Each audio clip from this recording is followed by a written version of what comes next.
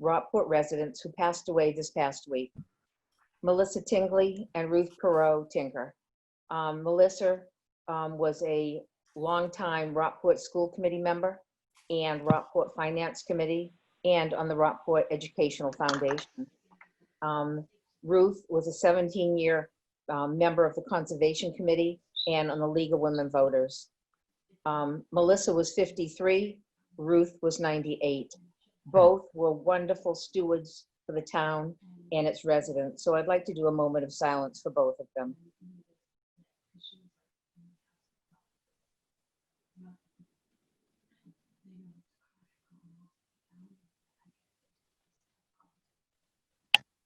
Okay, thank you, everyone. So going next on our agenda item is number C, Board of Health reorganization. I'll turn that over to Dr. Cohen tonight. Thanks, Ruth. Perhaps we should start with Sid. You're the current chair. We'd love to hear your thoughts about the board. Well, I guess my first question is, how did this agenda item get on the board meeting? Did this originate from a member of the Board of Health, which would make it legitimate introspection?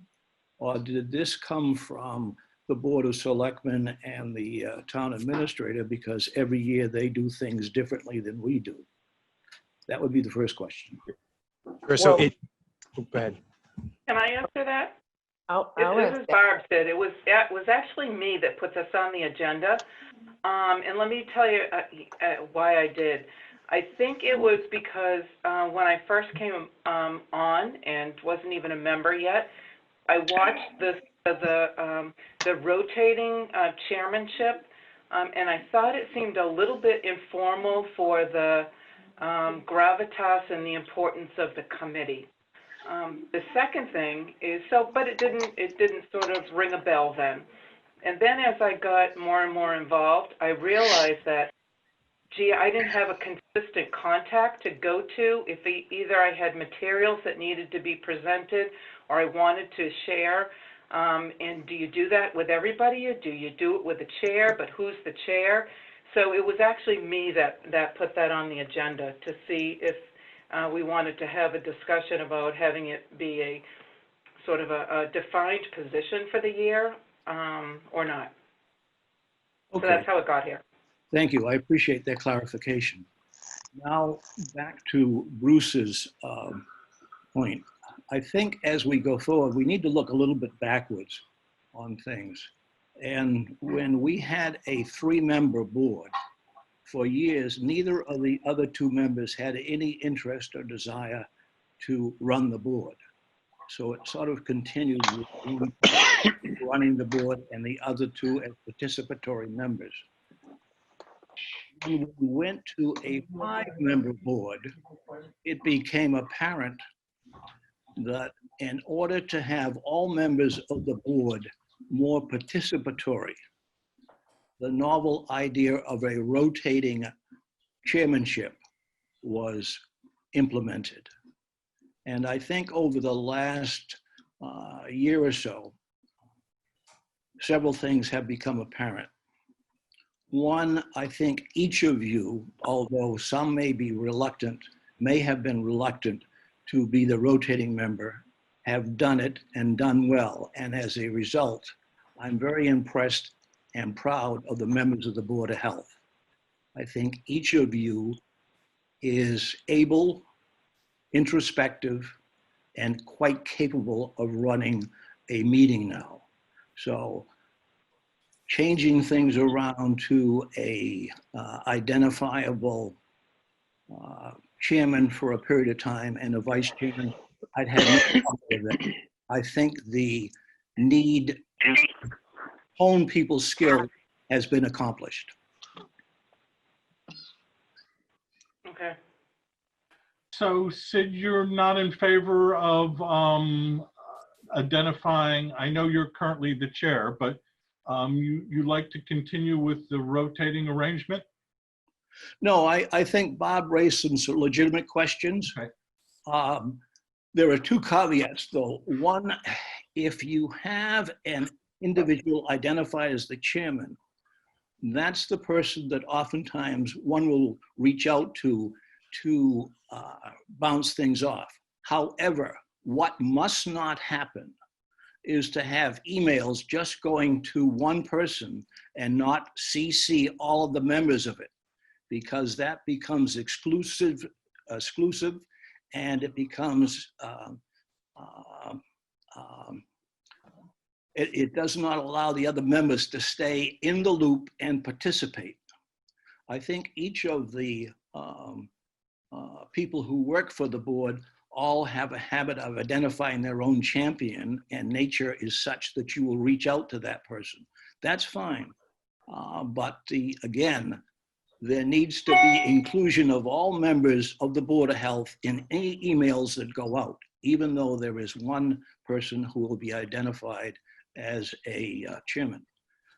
To your point, no, what mechanics I would propose is that there be a person elected as the chairman of the Board of Health for a period of 1 year, and a vice chief of the Board of Health for a period of 1 year, with the understanding that absent any egregious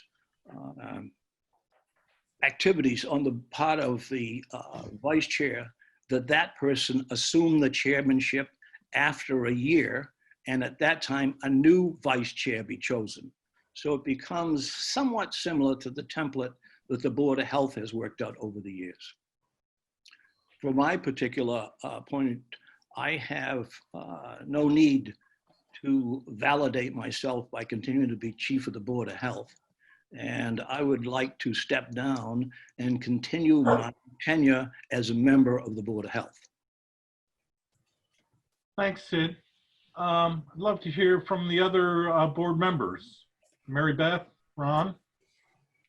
Well, I can say that I've expressed this before in meetings that I also, like Barb, I feel like it's confusing to know who to go, like who the point person is. And I think really the pandemic has maybe sort of punctuated that idea, that having a point person that sort of everyone in town knows is going to be consistent for a period of time is helpful. So I second what you say, Sid. I think it would be a great idea for to have maybe for a year, maybe 6 months, a chair and then a vice chair. And I would also like to say that I have no interest in being either of those. Check in. Love you both, but. Ron? I have mixed feelings about it. Being a relatively new member, I felt that taking the responsibility of chairing some meetings kind of helps me, assimilate into the board a little bit more rapidly than I would have otherwise. Discussing some of the issues with Leslie before the meetings, and I thought that was helpful. But on the other hand, I agree that it did create for somewhat disjointed, behind the scenes kind of communication. So I think that the idea of having a relatively short term, like 1 year as the chair with somebody in training as the vice chair, whatever that means, that makes a lot of sense to me. So I could go with that as well. Can I ask, on the Board of Selectmen, is it a 1 year tenure for the chairmanship? Yes. Yes. Yep. Yep. And the people on the board choose that, they sort of vote that person in. Is that how it goes? Exactly. So I hear a general consensus that we should elect a chair to begin with. So I'm opening the floor to nominations for chairperson for the Board of Health. I'd like to propose, sorry, Sid, do you want to do it? Yeah, based on longevity, I'd like to propose that Bruce Cohen be nominated for the position of chairman of the Board of Health for a 1 year term, and Ron Newman for vice chair of the Board of Health for 1 year. I second. So I guess, thank you very much. I'm very happy to accept the nomination as chair. I appreciate your confidence in me. And I certainly think the vice chair should be a clinician. And we have two excellent clinicians, Ron and Barbara. I would very much like to see a woman in a position of leadership on our board, if at all possible. I think it's time that this is nothing to slight Ron, who would be an incredibly effective vice chair. I think it's really important that women become more visible in leadership roles, not only in our community, but elsewhere throughout the Commonwealth and in this country and the world. So I would like us to consider the possibility of Barbara serving as vice chair. Do I know enough? Do I know enough? Have I been on long enough to take on that role? Or are we looking for someone to run a meeting versus being a subject matter expert? Those are two different skills. And so I think the answer is yes and yes. I think you know enough, and certainly you're well skilled in running meetings. I don't like to create any dissension. I'd like to do things by consensus. Ron, what is your sense? Well, I agree with you that I think Barb has the skills, and it is sort of a training position, and a year is plenty of time to learn the ropes. And I'm sure everybody here with more experience would help you. So I'd be happy to do it at some point, but I don't need to be the vice chair this year. But do you feel that it's something you want to do at this point, Bob? I'm okay either way. I've got a lot of years of running meetings, just like you do. When I run a lot of meetings over a lot of years, so I think it's 6 of one, half a dozen of the other. I will, whatever the members of the board feel, I'm more than willing to step up to whatever that is. I think we both got the same sort of skill set when it comes to that.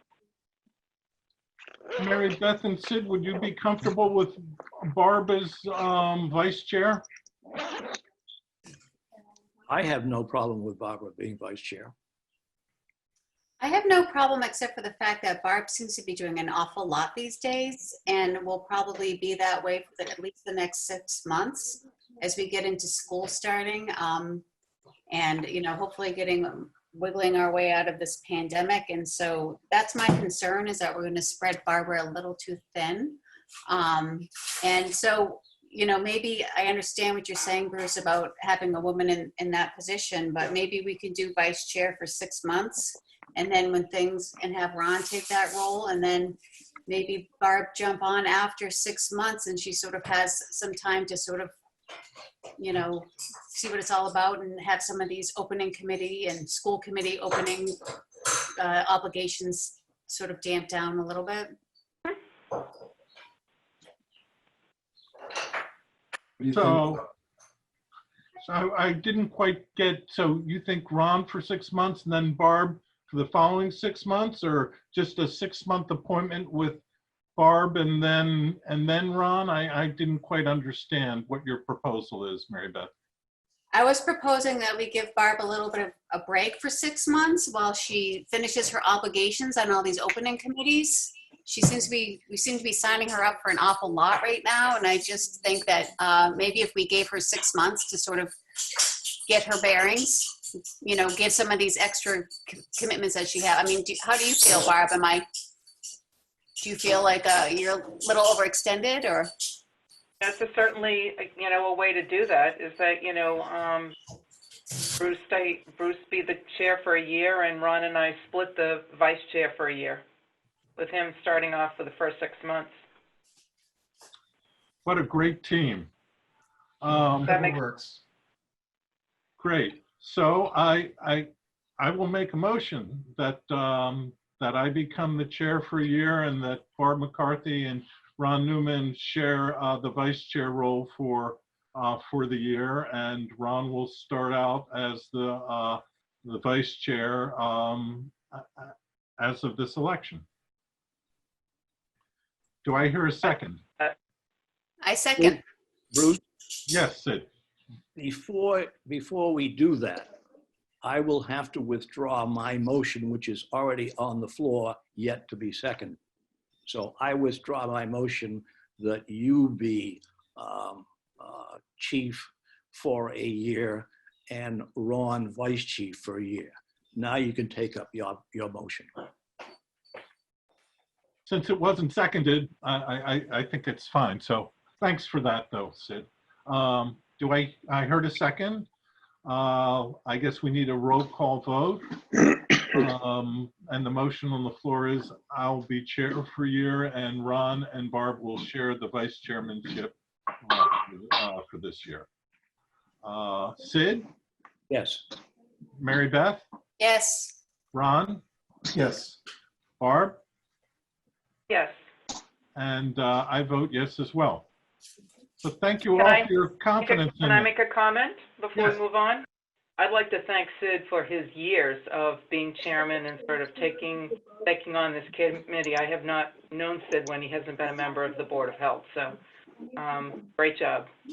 And I really want to thank Sid for continuing to serve. I think you're our bedrock, our experience and our history, and your knowledge is greater than any of us have on Rockport related issues. So I don't think I would be comfortable in being chair if you weren't still on the committee, Sid. So I really appreciate your Agree. willingness to continue. Agree. Thank you, Sid. Thank you. Thanks. Okay, next item on the agenda goes right to the new chair of the Board of Health, I do believe.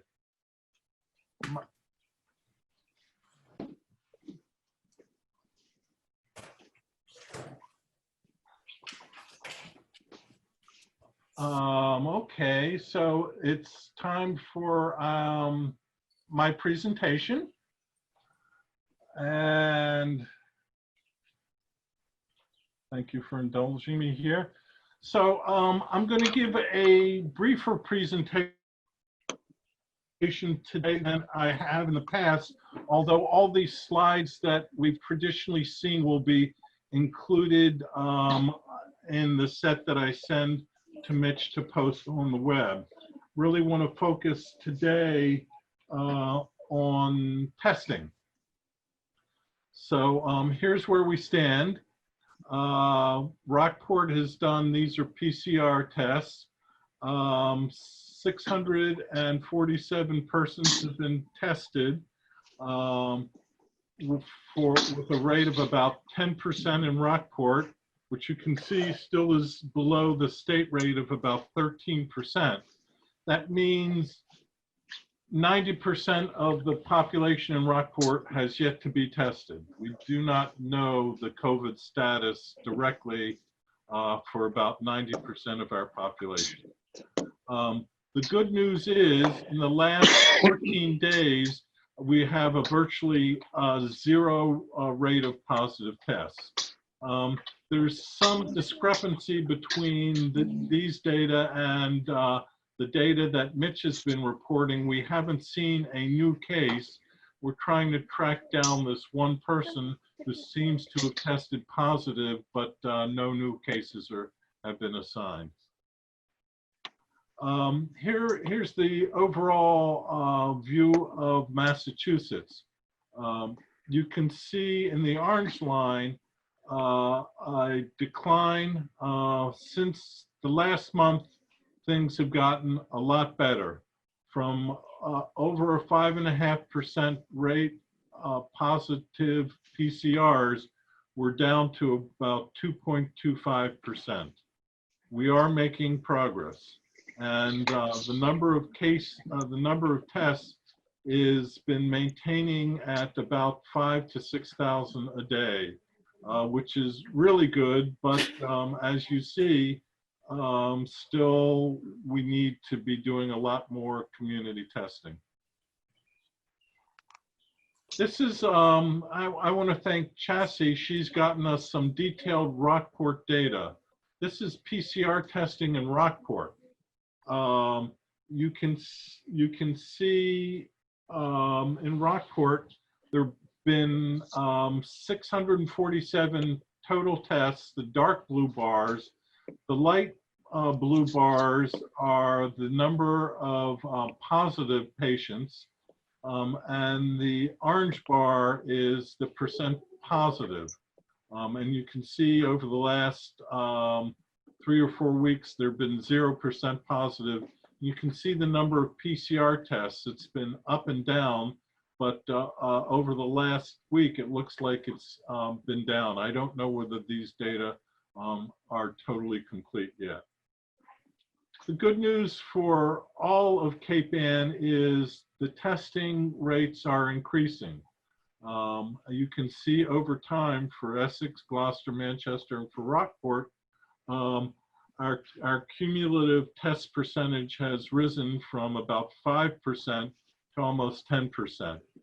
Overall in Massachusetts, about 1 out of every person has been given a PCR test.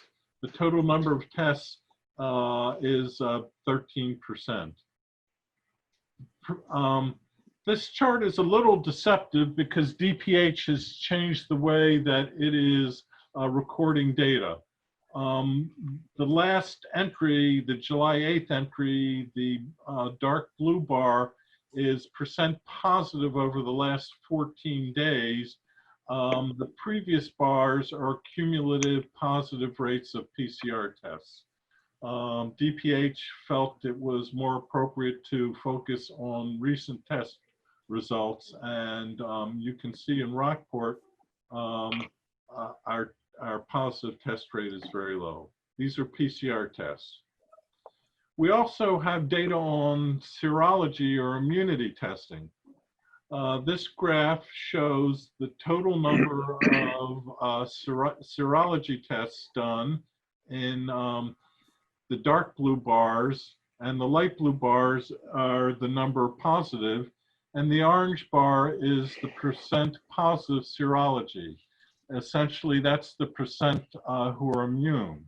So if you look at the most recent bar, the June 14th to June 20th, there have been 6,000 serology tests done in Massachusetts. 448 are positive. So we have an immune status of about 7% in Massachusetts, which again leads a lot of folks out there whose immunity status is unknown, and again reinforces the notion, given the 90% of Rockport and 85% of Massachusetts has not been tested for active COVID, and only from these data, about 7% of Massachusetts is immune. The potential for COVID still remains extraordinarily high. That's pretty much my message. We're doing really well, but we need to keep doing really well and maintain our vigilance. Here is detailed serology or immunity testing for Rockport. In Rockport, since April, there have been 68 tests for immunity using serology, using blood tests, and there have been 4 people in Rockport who've tested positive, in other words, are immune. The numbers are really small. That's about 6% for those tested. Just a couple more slides. This is the hospitalization rate. And you can see now in the most recent bar, there are about 630 hospitalizations over the last 3-day period ending July 7th, which is about a third of what the 3-day average hospitalization rate was a little over a month ago. Massachusetts is making enormous progress. And the same thing for mortality. The death rate, the daily average death rate in Massachusetts is down to, I think, about 20 deaths, 15 deaths a day, compared to close to 50 deaths a day a month ago.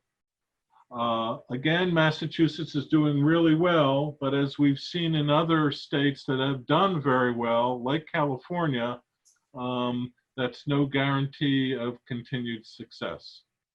So the rest of this, oh, one more slide. Here is the number of case investigations, and we're doing really well doing case tracing. Chassie or Teresa, do you want to add anything about case tracing right now or wait till later? I mean, I'll just say that we, we haven't seen very many cases reported in Rockport in the last couple weeks, but when we do, we always do a full investigation, ask the person who they were in contact with during their infectious period. I'd say maybe the people who are exposed, are greater in number now because things are a little bit more opened up. But we start a list of all the people they may have been in close contact with. We take down names, telephone numbers, dates of birth if they know them, and the town that the person lives in. And then we kind of divide that list up. So we might call another community and say, I'm about to share 5 contacts with you who are exposed to this one case. They've been told by the case that they were exposed, but I'd like you, a public health nurse in another town, to reach out to all of them just so they get a consistent public health message about what it means to quarantine, that they should go get tested, regardless of what their test result comes back as. They still need to quarantine and monitor for symptoms. And then we talk through if they happen to be an essential worker, if they can work while monitoring for symptoms. So right now, Teresa and I do that on the Rockport side, and then create contacts in Maven, which we share with other communities if those contacts are outside of Rockport. So that part is going very well. Have you, either of you, gotten any calls from other public health nurses who have identified Rockport contacts for residents in other communities? We get those calls as well, yes. Okay. Teresa, do you have anything to add? I'm sorry. Do you get a feeling that that folks are complying with their self-isolation and staying home when they're supposed to?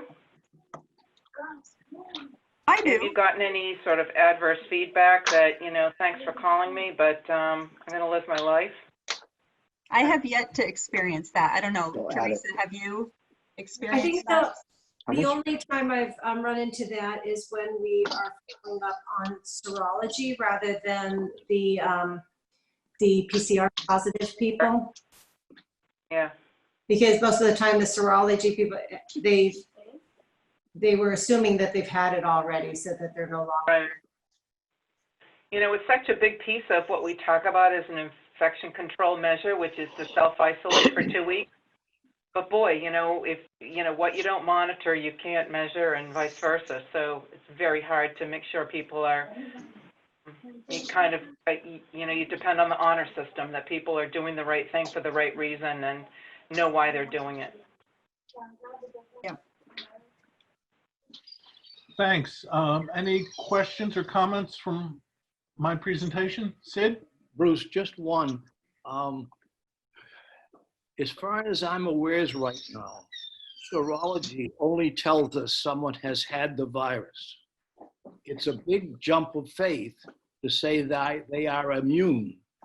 Like if you've had many bacterial things or other viruses, we have an idea of the effectiveness and duration of the immunity.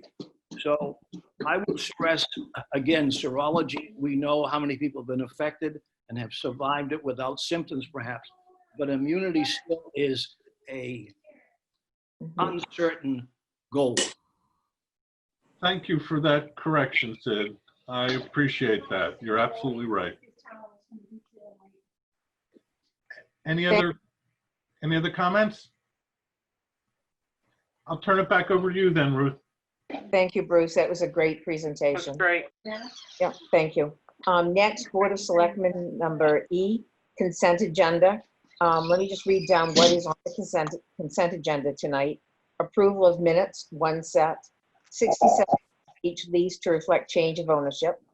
Termination of notice of lease for 67 Long Beach with Mary Jane and Louis Enrico.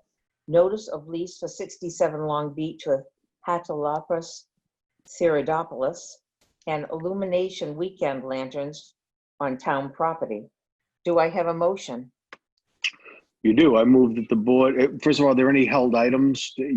Does anybody want to hold anything? No. Okay. I move that the board, I move that the board approve all non-held items on the consent agenda. Second. And do I- Second. Any discussion? No, great. Okay, so roll call vote. Russ Brackett, Aye. John Campbell, Aye. Paul Murphy, Aye. Sarah Wilkinson, Aye. and Ruth George. Aye, that's 5-0. Consent agenda passed. Okay, next item is action items. The first one is construction extension for 25 Long Beach. Do I have a motion for that?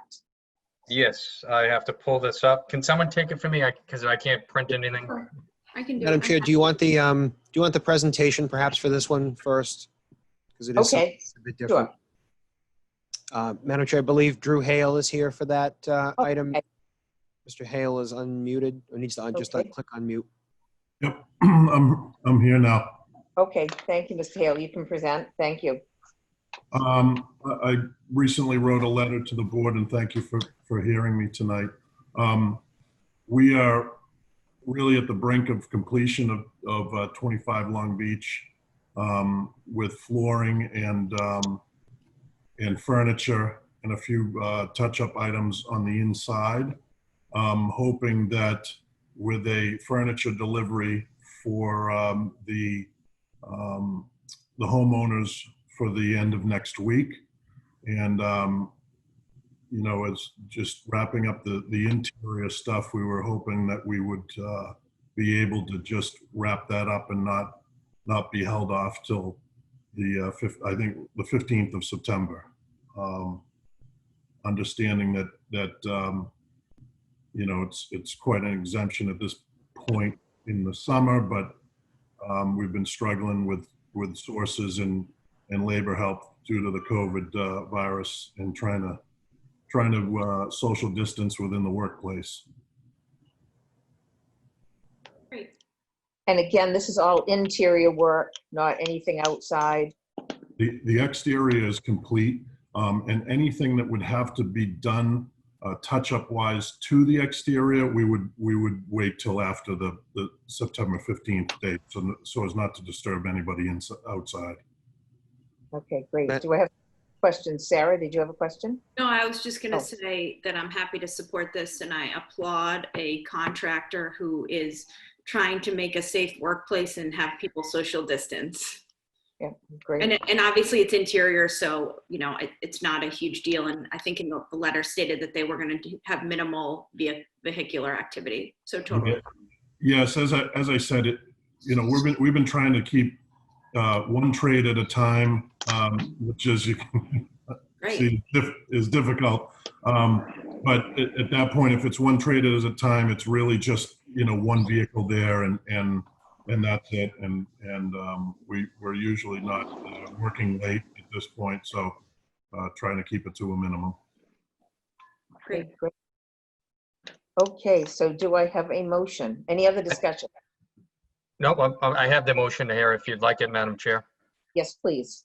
I move that the Board of Selectmen grant construction extension to Drew Hale of Hale Design Builders Corporation to finish interior tile, laminate flooring, and final painting touch-ups at 25 Long Beach until July 21st, 2020.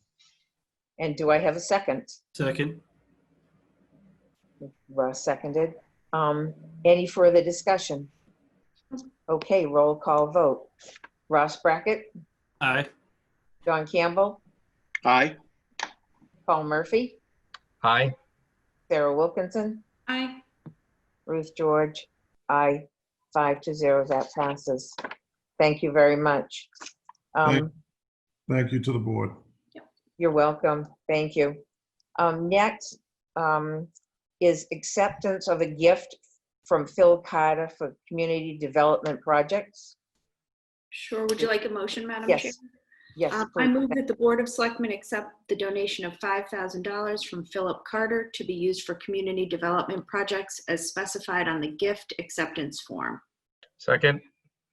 I have a second. Thank you. Any discussion on that? That's wonderful that he's given us that money to do that. Roll. Is Phil from Manchester, Mitch? Yes, he is. Yes, I know Phil. He's a terrific guy. That's great. Yeah. I'm not surprised. Very generous. Yes, very much so. Okay, roll call vote. Ross Brackett, Aye. John Campbell, Aye. Paul Murphy, Aye. Sarah Wilkinson, Aye. Ruth George, aye. 5-0, that passes. The next one is Conservation Commission release of funds. Is there anyone to talk about that, Mitch, or? Madam Chair, this is, there is no one on for that. That is their standard request to the board each year. They do Okay. use some of the funding for the items indicated. They've been doing that for quite a few years. So this is, it requires the board to release it from the fund. Okay, and do I have a motion? I do. Okay, I move that the board approve the Conservation Commission's request to withdraw $3,300 from the Wetlands Protection Bylaw Fund to pay for items anticipated in fiscal year 2021 and $3,840 from the state's Wetland Protection Act Fees Fund to pay for a recording secretary in fiscal year 2021. and do I have a second? Second? Any further discussion? Nope. Okay, do I have a roll call vote? Ross Brackett, Aye. John Campbell, Aye. Paul Murphy, Aye. Sarah Wilkinson, Aye. Ruth George, aye. That passes 5-0. Next on the is year-end transfers, if any, and I don't believe we have any, Mitch. No, no transfers, Madam Chair. Okay. Next is F, Board of Health. I'll turn it over to Bruce Cohen. Okay. Dr. Cohen, before you start, just a request. The discussion on school graduation was scheduled to take place under the school reopening portion of the agenda. The high school principal has indicated to me that the school committee chair and the superintendent will need to leave by 7:15. So I would ask if the board's indulgence, if they perhaps could address that in this section instead of waiting until the school reopening portion. Thank you. Sorry, let's- just point of order for 1 second. Dr. Cohen, I meant to make one more comment during the Board of Selectmen portion. Can I just make one brief comment? Oh, please. Go ahead, Thanks. Sarah. I just meant, I think some people might have been expecting tonight. I mentioned last week the outdoor movie proposal that I was going to come to the board with. After some careful discussion with the organization that was going to fund it, we've decided to hold and do it next summer, as it seems most appropriate to hold off on large events until next year. And they're still excited. Jaws on the Beach will happen, but not until 2021. So I just wanted to state that, because I know some people had mentioned they were going to be here tonight for that, so that I don't want them waiting. Thank you. Thank you, Sarah. Great. Well, why don't we begin right now, the Board of Health portion, next portion of the meeting with the discussion of the proposal for graduation. I believe all the members of the Board of Health received that proposal. Amy, do you want to go through that proposal for us, please? Absolutely. First of all, thank you for having us here and for taking the time to review our proposal. It's certainly open to your feedback. We haven't put out all the specifics to the parents or families yet. My hope was that we could do that this week, pending your approval. So I put the logistics of it as to what we know right now. That's after discussion with Mitch and Chief Horvath and kind of meeting with Kirk Keating and going through the building and grounds aspect of what we're capable of doing, given the fact that we have very limited staff on hand over the summer to help us prepare for this event. And obviously we want to do it in a safe and orderly way for everybody. So our thought was, and it is outlined on the proposal, but that we would have people have to RSVP. So we have 74 potential graduates who, that would be if we were at our maximum capacity. With those, we thought we reached out to other communities. It seemed that people were allowing anywhere from 2 guests up to 4, some doing immediate family. We thought 4 seemed reasonable because it would allow blended families to bring perhaps a mother and a father, you know, type of a situation. But it wouldn't be too excessive for us to handle and manage. Our thought would be that we measured out the field today or yesterday, mapped it out. I don't have it quite in an electronic form to share with you yet, but I can certainly pass it along when I do. That we could very feasibly put 4 rows across the field, scattered, they're actually more than 10 feet apart, giving each family unit their own. They would actually sit with their graduate on the field. So the families would filter in, they would be checked in. We would have a waiting area where they can socially distance upon arrival. We would block off certain sections of the lot. Masks would be required. We would check them in. We would have them report directly out to their section of the field outside where they would stay throughout the entire event. The graduates would then line up, socially distanced, obviously, staying single file, all wearing masks. They would process in after the families are there to pomp and circumstance. They would sit in their designated section with their family units while we go through the entire ceremony. We will not be having anybody really come up on stage because we already did the diploma distribution. So we will be recognizing them by name with a tassel swing, not necessarily a diploma handoff. I will really be one of the only ones up at the podium with the exception of 3 students who will be making speeches, which we will obviously have precautions and sanitation and those kind of things. And we'll have a small music group comprised of senior students only. We will not be inviting underclassmen to the event just to try to keep the traffic flow down in terms of grouping. We will have faculty there, but we will be asking them to be socially distanced around the track. So regardless of how many, they can spread out around the track in support of the students and families. Upon departure, we would have the students meet their families out by their vehicles and dismiss each group systematically so we can get them off the field in a safe way, is our thought at this time. So I'm seeking your feedback, suggestions, thoughts, ideas, and ultimately, if you are comfortable with that, for me to move forward with my planning and putting that out to families. School committee and Rob are obviously here as well and have been a part of the process in determining this so far. So I assume that the Board of Health needs to officially approve, since we're talking about a gathering of 350 to 400 people, and the current limitations for outdoor gatherings is 100. Is that correct? I would assume so, but which is why I'm here. Is that It correct? is, to my knowledge, yes. So this would require Board of Health approval for a variance from the existing regulations. So I just wanted to make that clear to all the Board of Health members. Is this Mitch, is this a consideration just for the Board of Health or a dual consideration for both boards? It's a vote for just Board of Health. Okay. I'd love to hear feedback and comments and questions from the other Board of Health members. Ron? Thank you. I feel it's very important for these graduating students to be recognized. Since it's outdoors and they will be spaced the way you've described, it sounds as if it would be safe. I have just one question. And are there any contingencies for weather, for bad weather? Will it just be plan abandoned or? We do have 2 rain dates established. So we have the first choice is Wednesday, August 5th, with the rain date being Thursday, August 6th, with the rain date of Friday, August 7th. And if it goes past that, I don't have a contingency for that, but hopefully we could get in one of those 3 dates.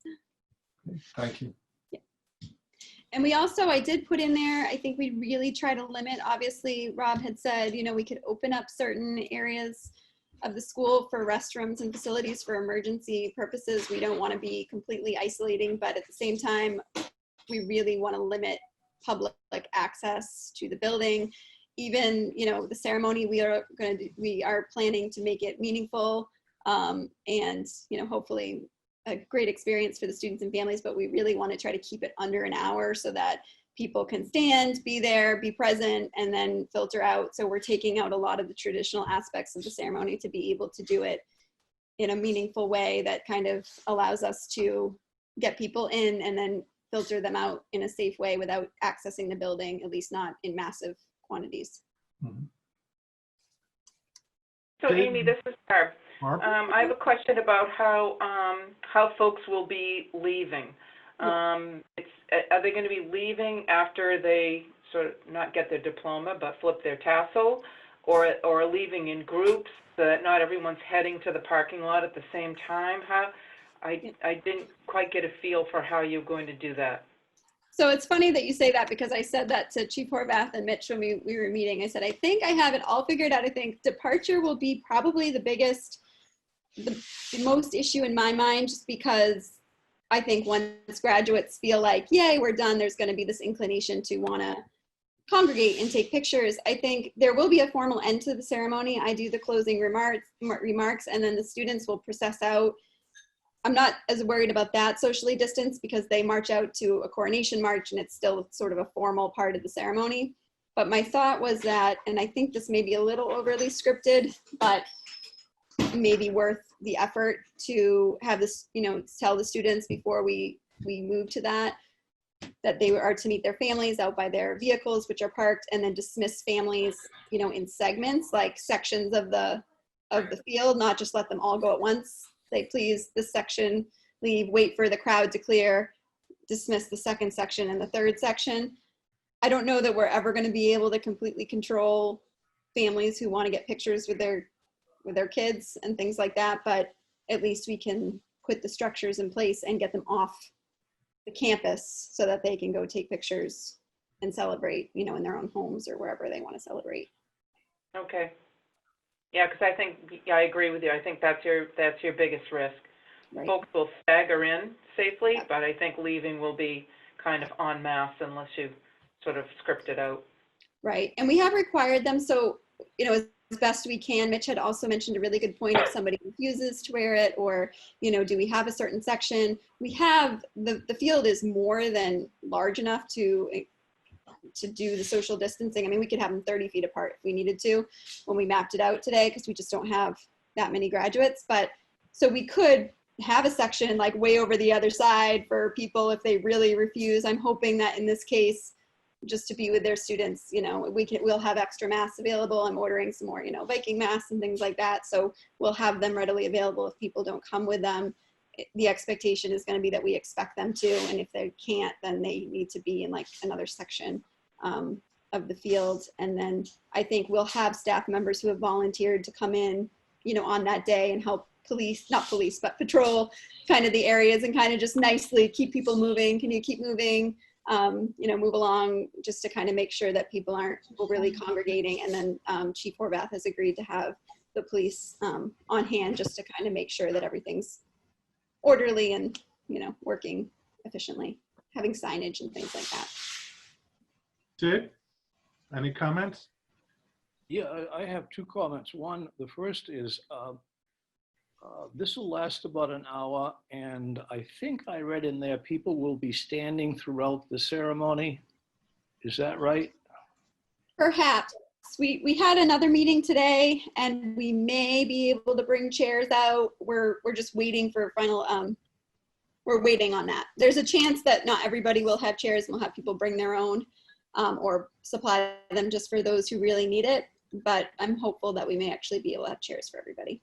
Well, that brings two things. If you have chairs, that means the janitors are potentially being exposed to more stuff than they need. If people can go to the band concerts or go to the beach and bring their own bone blanket, I don't see why you can't just encourage families to bring a blanket and sit on the ground there on the field. Yeah. With the exception, perhaps, of those of us who are aged and unmanageable and need to bring your own chair to sit.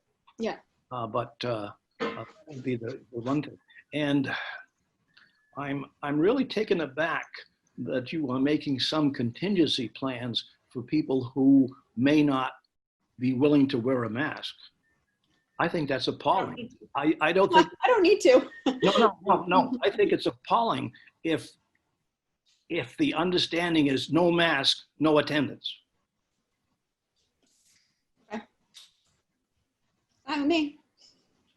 Yeah, medical exemption, we'd have to have just have a place for a medical exemption for a mask. Okay. It would need to be in the sort of a separate section, Correct. but I agree with Sid. Yeah. Yeah, nowhere, I mean, not that I've sent out any communications yet, but nowhere in my communication plan was there a spot to put, you know, if you know, it just, the expectation is.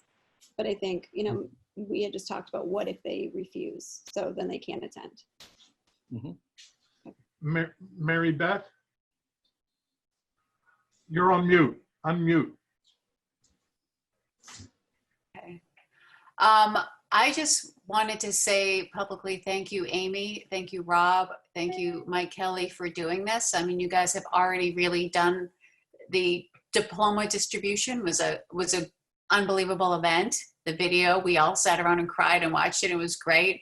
And so as a parent, I just want to thank you for going through this again and trying to make it special for the kids. I just want to recognize how much work it is on top of trying to think about next year. And so, I mean, to me, it sounds like a great plan. I hope that people can, you know, act appropriately and wear their masks. And I just want to thank you for doing it. Mike and Rob, I know you're both on. Do you want to add anything? Could you unmute them, please, Mitch? Michael, you're unmuted, and Rob will be in 2 seconds.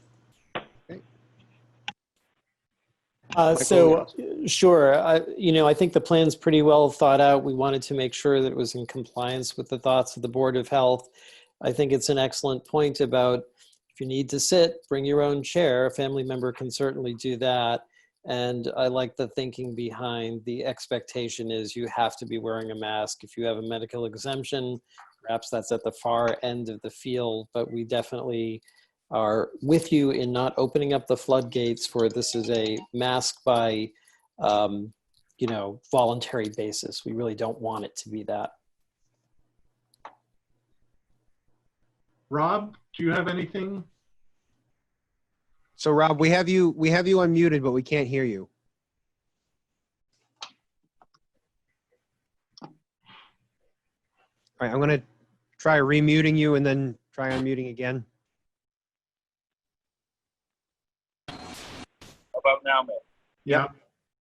Yeah, I just want to publicly recognize Amy. She's gone above and beyond the call of duty to not only pull off the ceremony we had in June, but to be in charge of trying to figure out how we do school in the fall and and then to celebrate her seniors again, and our most precious resource in town, as far as I'm concerned, requires and demands us to give her the utmost recognition for that. And I think this is a school event, and it's good practice for us to be practicing no mask, no attendance. I agree with Sid on that. So, barring a medical exemption, they could tell us about it in advance. I think it's a good laboratory, good, proper word is petri dish, I guess, but it's the right opportunity for us to set the tone about the importance of masks on school property. Thanks.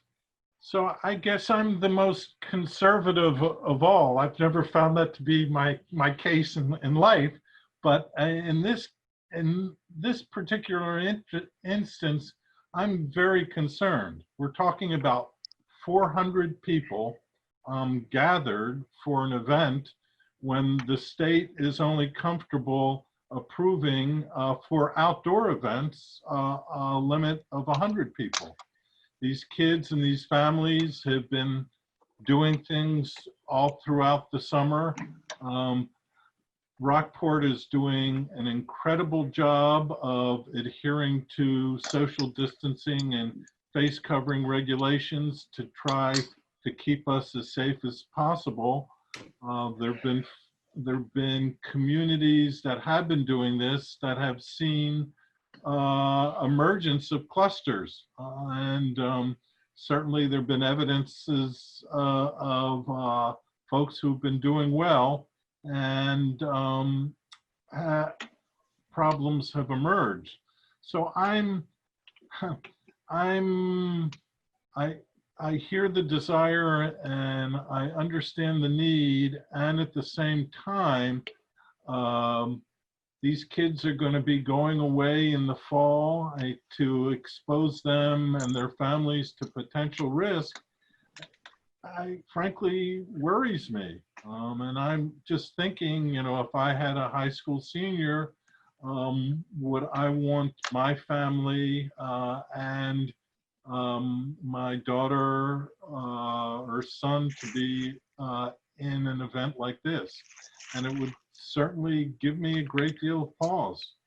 I think you're trying to do everything as judiciously and as cautiously as possible. I'm just wondering whether there are any other kinds of approaches that could help reduce risk even further. Have you thought about anything? I mean, what I'm proposing is what I've come up with based off of my, discussion with other communities and what they're doing for high school graduations. I mean, what we did, for the diploma distribution, I think was obviously the safest and most manageable, but, quite honestly, I've been getting a lot of public pressure from, people understandably who want a little bit more and feel like the students deserve and need that. And so I'm more than happy to do it, but I also, which is why I'm here, need to make sure that whatever we're doing is in compliance with what we should be doing in the safety of the kids and students. So I'm happy, students and family. So I'm happy to take any and all feedback and suggestions, and obviously we'll only move forward with what you all feel comfortable with approving. Have other communities had sort of timed events for different groups of students? It wouldn't They be have upcoming events. So like Manchester Essex has their outdoor ceremony scheduled for July 31st, and Gloucester has theirs scheduled for August 2nd, 7:30 at night outside in their stadium. Mm-hmm. And Manchester's is at 4 in their outdoor stadium. Same sort of thoughts. I think Gloucester had said immediate family. I don't know what that means, can come, especially with the variety of blended families we have. I'm not sure what that means, but, and then I don't know how many participants Manchester had, but I know that it was around the same as what we were, anywhere from 2 to 4 family members. They have more graduates than we do, so there's more people. Yeah, So, I wonder whether reducing the number of family members, because after you talk about, you know, the students and their families, and the teachers and school personnel and the janitors and the police, we're talking, there's going to be 400 people in that field together. That's a lot of people at this point in time. Sid? Yeah, your own figures, Bruce, show Manchester, or Essex rather, had a town meeting in a field. And all of Christendom didn't die from that. They seem to have set it out and it worked reasonably well. What we do know is outside is close as you can be to safe. Wearing mask puts another level on that. And this is a scenario which is going to be controlled within an inch of its life. So I would say that if you are going to turn this down, then the next time you look down on Bearskin Neck or the beach, you are going to have to clear the beach and clear Bearskin Neck, because all of your concerns are in spades on those two things, either on a good day with a high tide or a weekend. So I would vote in favor of this plan as submitted by the school board and oversighted by the police department.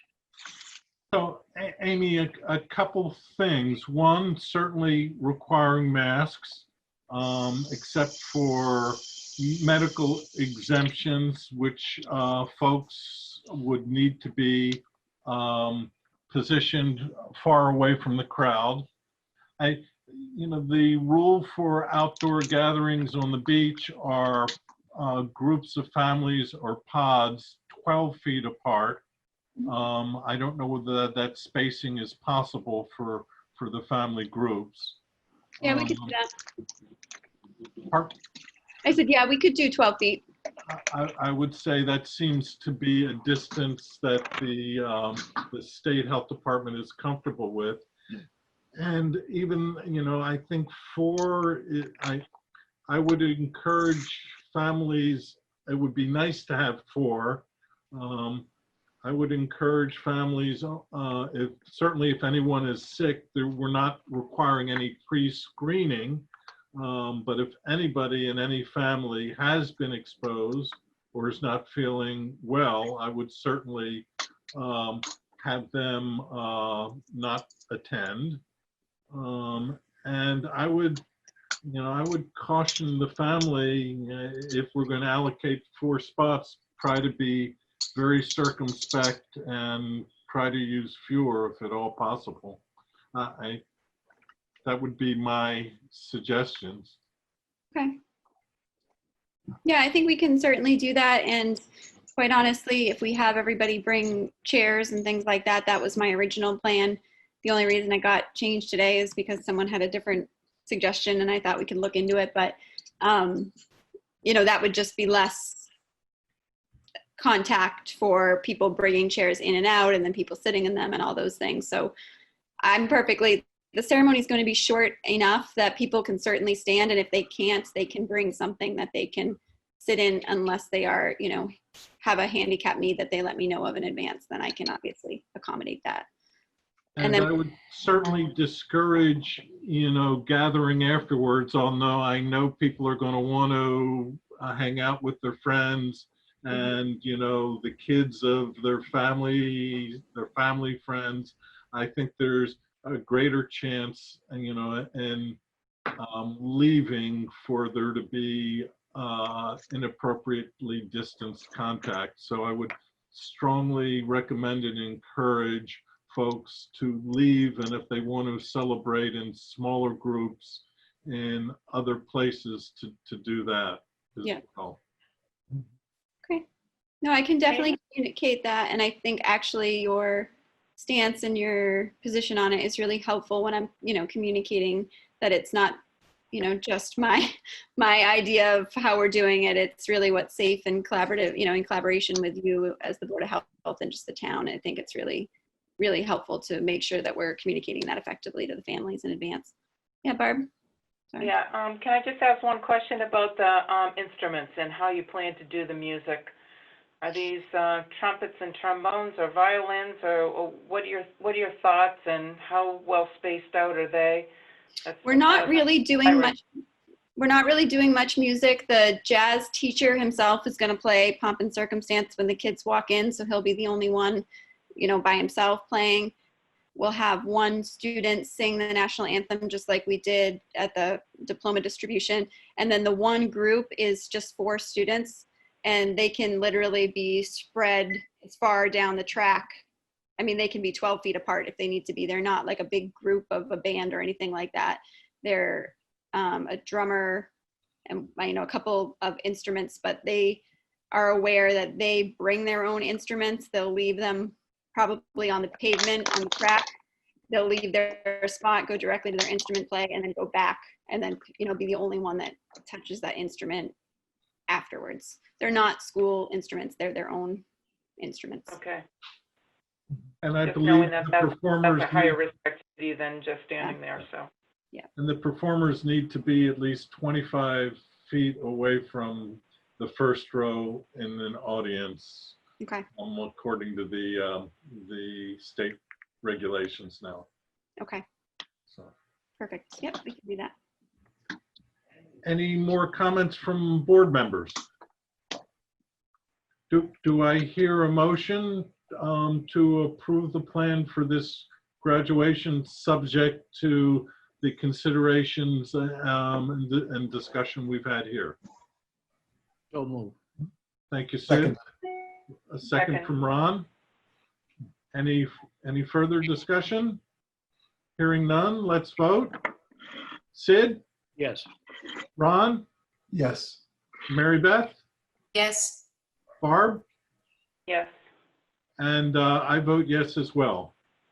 Thanks to the school community for doing this, and please, please be as safe as possible. We need to protect our kids and all of our families.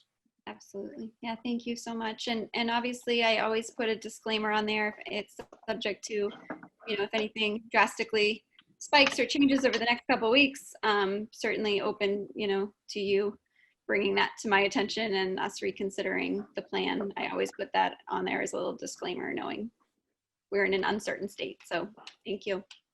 So can we cross last year off the list with this graduation, Amy, so you can look forward to reopening this last year graduation twice? We're almost there. Okay. Always something. Okay. Yeah. So let's put a close on last year. Let's. Thank I'd love you. to. I know. Thanks. Good group of kids, though. All right. Well, thank you very much. We appreciate it. Great. Yeah. Moving on with the Board of Health agenda.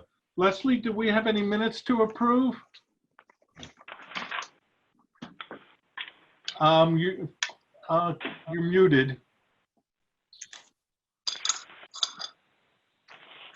Leslie, what minutes do we have? June 23rd. Okay. Has everyone on the board had an opportunity to review those minutes? Yes. Yes. Yes. Any changes? Hearing none, do I hear a motion to approve those minutes? I move to approve the minutes of June 23rd of the Board of Health. Second? Second. All in favor? Sid? Yes. Ron? Yes. Barb? Yes. Mary Beth? Yes. And I say yes as well. Great. Second item, Mitch, could you unmute John Judd, please, if he's here? John, you're unmuted. You just need to select unmute. Thank you very much, Mitch, and thank you, members of the board and Mr. Chairman. For the record, John Judd, engineer with Gateway Consultants. This is a request for approval for a replacement sewage disposal system at 15 Eden Road.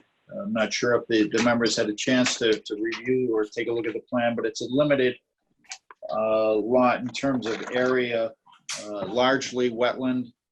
Again, it's a replacement system for a 2-bedroom cottage that really exists there now. They cannot be increased to have any other or additional bedrooms. We are proposing an advanced treatment type system to provide superlative treatment. It will have pressure distribution, whereas right now the existing system is situated within the groundwater table and is in failure.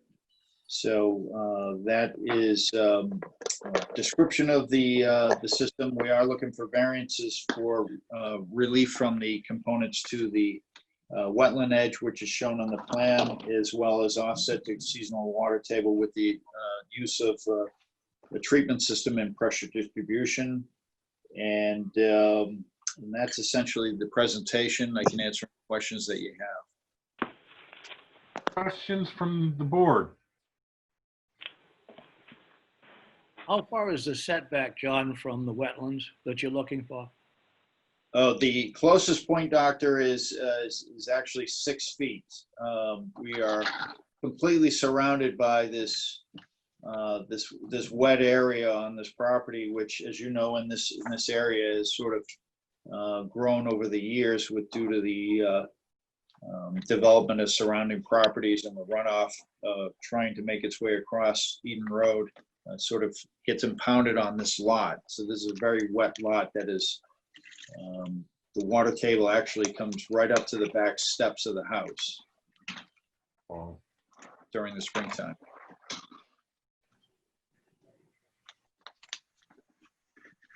Leslie, you've had a chance to review this project? I think it's a good plan.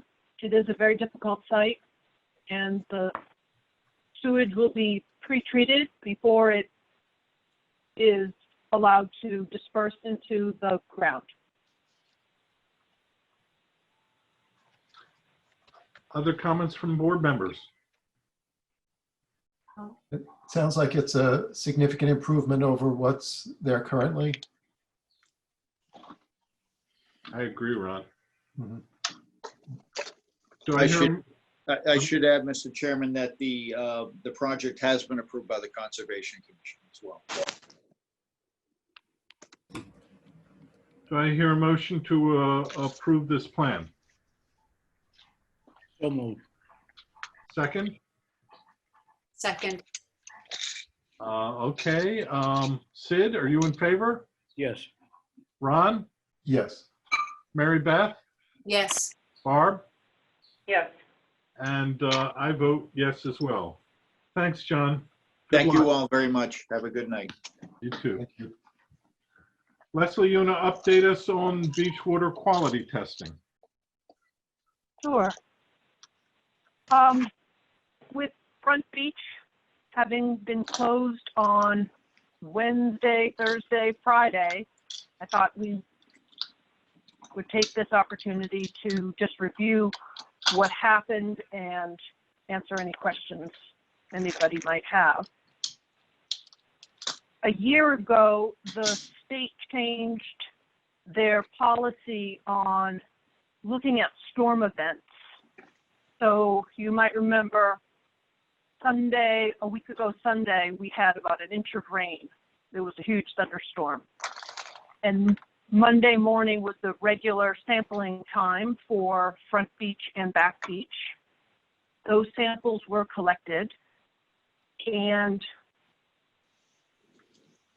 Tuesday there was a resample taken because on Tuesday, both samples came back exceeding the standard. And normally what would happen is, or what used to happen is, the next day when the sample comes back clean, 24 hours later, the beach is shown to have cleared out, and so we didn't used to have to close the beach. And that's what happened at Back Beach.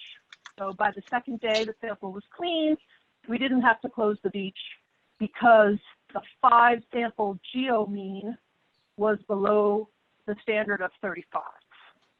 So Front Beach, in contrast, it was the 5 sample geo mean was too high. So it took us 4 more samples of collecting in order to get the geo mean to below 35. So is the geomean, is this a required state test for reopening? It's a requirement for reopening, yes. Okay. Yep. Sid? Yeah, just some past history that may not be known by the new members of the boards of health. Back Beach has a stream that runs into it from Millbrook Pond. And that stream is intermittently contaminated. So there's a sign there, or was a sign there. Is it still there, Leslie, that says stream polluted, do not swim in? Because we've had that for years going back. Yeah, it's Front Beach though. Front And Beach. yes, we do have the sign. Okay, Front Beach, thank you. And the rationale for that is there are a number of septic systems upstream from that which are somewhat shaky and have not been remediated, mainly because the houses haven't sold and they haven't been inspected, and looking things over, it's really difficult to find where things go. All of that said, it's just that in that locus, Front Beach, where the stream is potentially an area where people should not swim. The other thing that was put in place some years ago was the whole concept that if you have a heavy rainstorm after a long dry area, that rain is going to flush everything on the surface into the streams, down the stream to Front Beach. So if you take a sample after a heavy rainstorm, and I think it's something like 1 inch or 2 inches after in a 24 hours, we know that beach is going to be polluted. However, what the state had said was, well, you have to take a sample, wait till the sample comes back, keep the beach open, let the kids swimming what we know is a polluted beach until the sample comes back and says, yep, it's over 200, we need to close the beach until sample. So we had put in place more stringent requirements than the state had because of the knowledge of how that particular area functioned in a heavy rainstorm. So even without testing that, the beach should have been closed for 24 hours while the tests were getting done. Otherwise, we are putting kids to risk, knowing those beaches are polluted while we're waiting for the results to come back. And that's not what we signed up for. So, and then you get into DOB, I think that's all fine. I think a lot of that is the state trying to compromise between public health and people wanting to swim in beaches and have people on their beaches swimming. But one should not be in a hurry to apologize for closing a beach when it's the right and due thing to do. Thanks, Sid. I appreciate that perspective. Ron? Yeah, that's helpful to me, Sid. Thank you.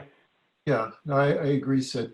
I just wonder, historically, has there ever been consideration given to something to remediate that, to prevent that stream from flowing down onto Front Beach? Put it in a pipe and send it out 100 yards. I don't know whether that's feasible, but it seems kind of silly to have such a popular beach that we know is intermittently going to become polluted in that way. Has that ever been considered? I don't believe this has been considered, Ron, but the point is, if you take samples from where that stream goes into Front Beach, the sample may be polluted from the stream, but if you go 15 feet up the beach, it's clear. So normal tidal actions in most circumstances, except when a big rainstorm basically flushes that whole neighborhood, it's okay. So would there be any way to partially close Front Beach rather than close the whole Front Beach in these episodes? Well, when you have those big flushes, the whole beach gets closed. It gets contaminated. Okay. And then after several tides, it takes it back out. So we should be, what you're saying is we should be more proactive when we're, you know, as a committee to close that down. Well, again, if you look at like 30 years of testing of that area, if you have a long dry spell like we had, Yeah. and 2 inches of rain, the beach is going to be for 24 hours. Yeah. Yep. And usually, Leslie, how long does it take before we get test results after a rain? So if we had closed the beach on Monday and waited to take a sample on Tuesday, we would have gotten the results back on Wednesday showing that Tuesday was clean, and then we could reopen on Wednesday. Because once we close the beach, we can't reopen it based on our historic knowledge, which is that by Tuesday it's clean. We have to have a clean sample, which takes 24 hours to get the results.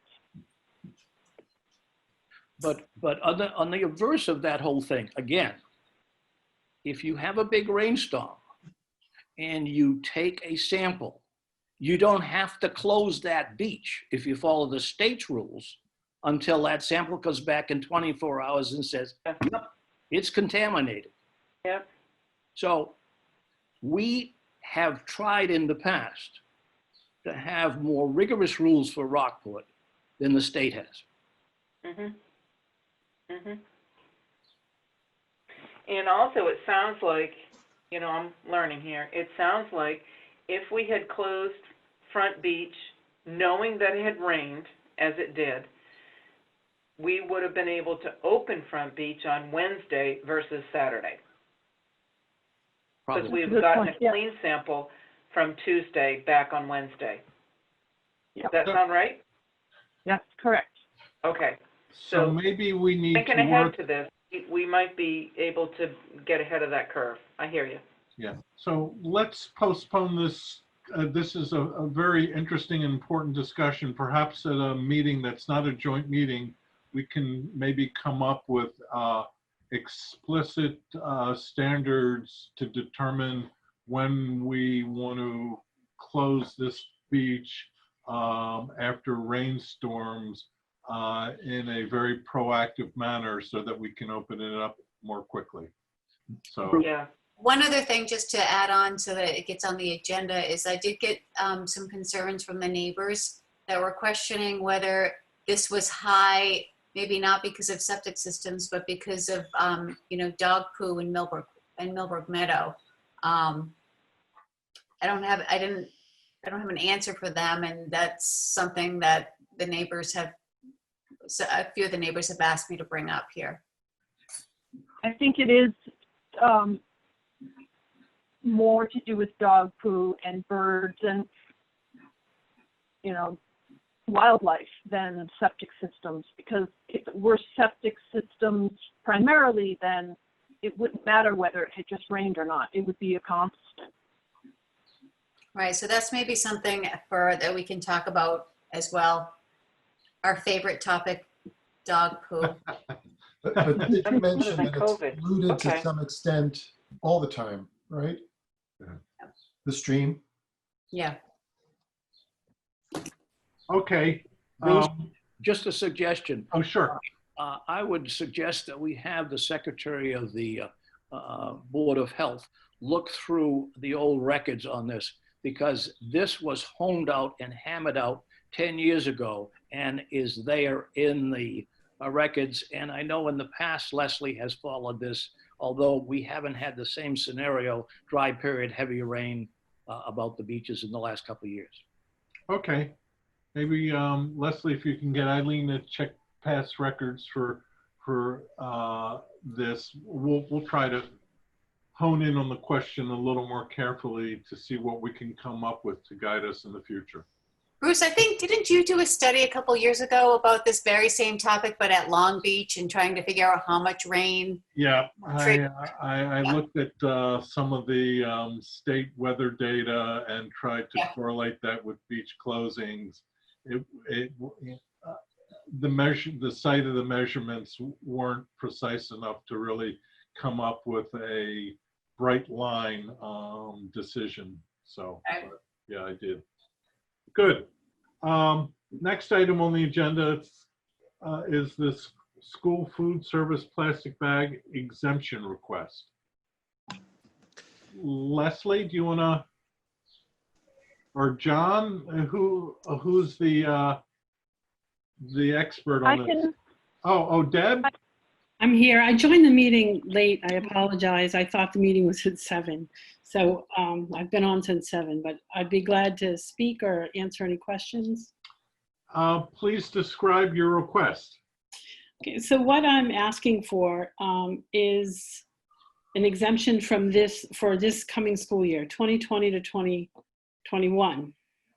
I'm asking for it due to the serious financial constraints that compliance with these new laws would impose on food service. And that in conjunction with the unexpected expenses related to the ongoing COVID-19 pandemic, the Rockport Food Service Department will not be able to operate under our normal parameters. And compliance with the plastics ban would undoubtedly cause the food service program great financial hardship. So that's basically why I have some backup to why, excuse me, because the food service budget is its own entity. It's not part of the general school budget. The program relies solely on the monies that are collected from meals, beverages, and snacks to pay all of our operating expenses, including but not limited to food, supplies, staffing. And as we look to the 3 models of our safe return to school in the fall, there's the in-school, the hybrid, and remote. And all of these models come with their own set of challenges.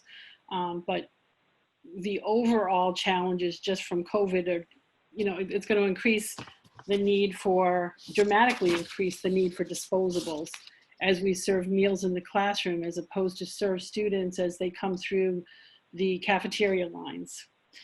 The rising costs of foods due to the food chain supply issues, feeding kids in the classroom, it's going to get rid of our a la carte, our snack and beverage program, which is 25% of our overall gross revenue to the program. We're expecting reduced participation due to the CDC recommendations for families to bring their own foods from home.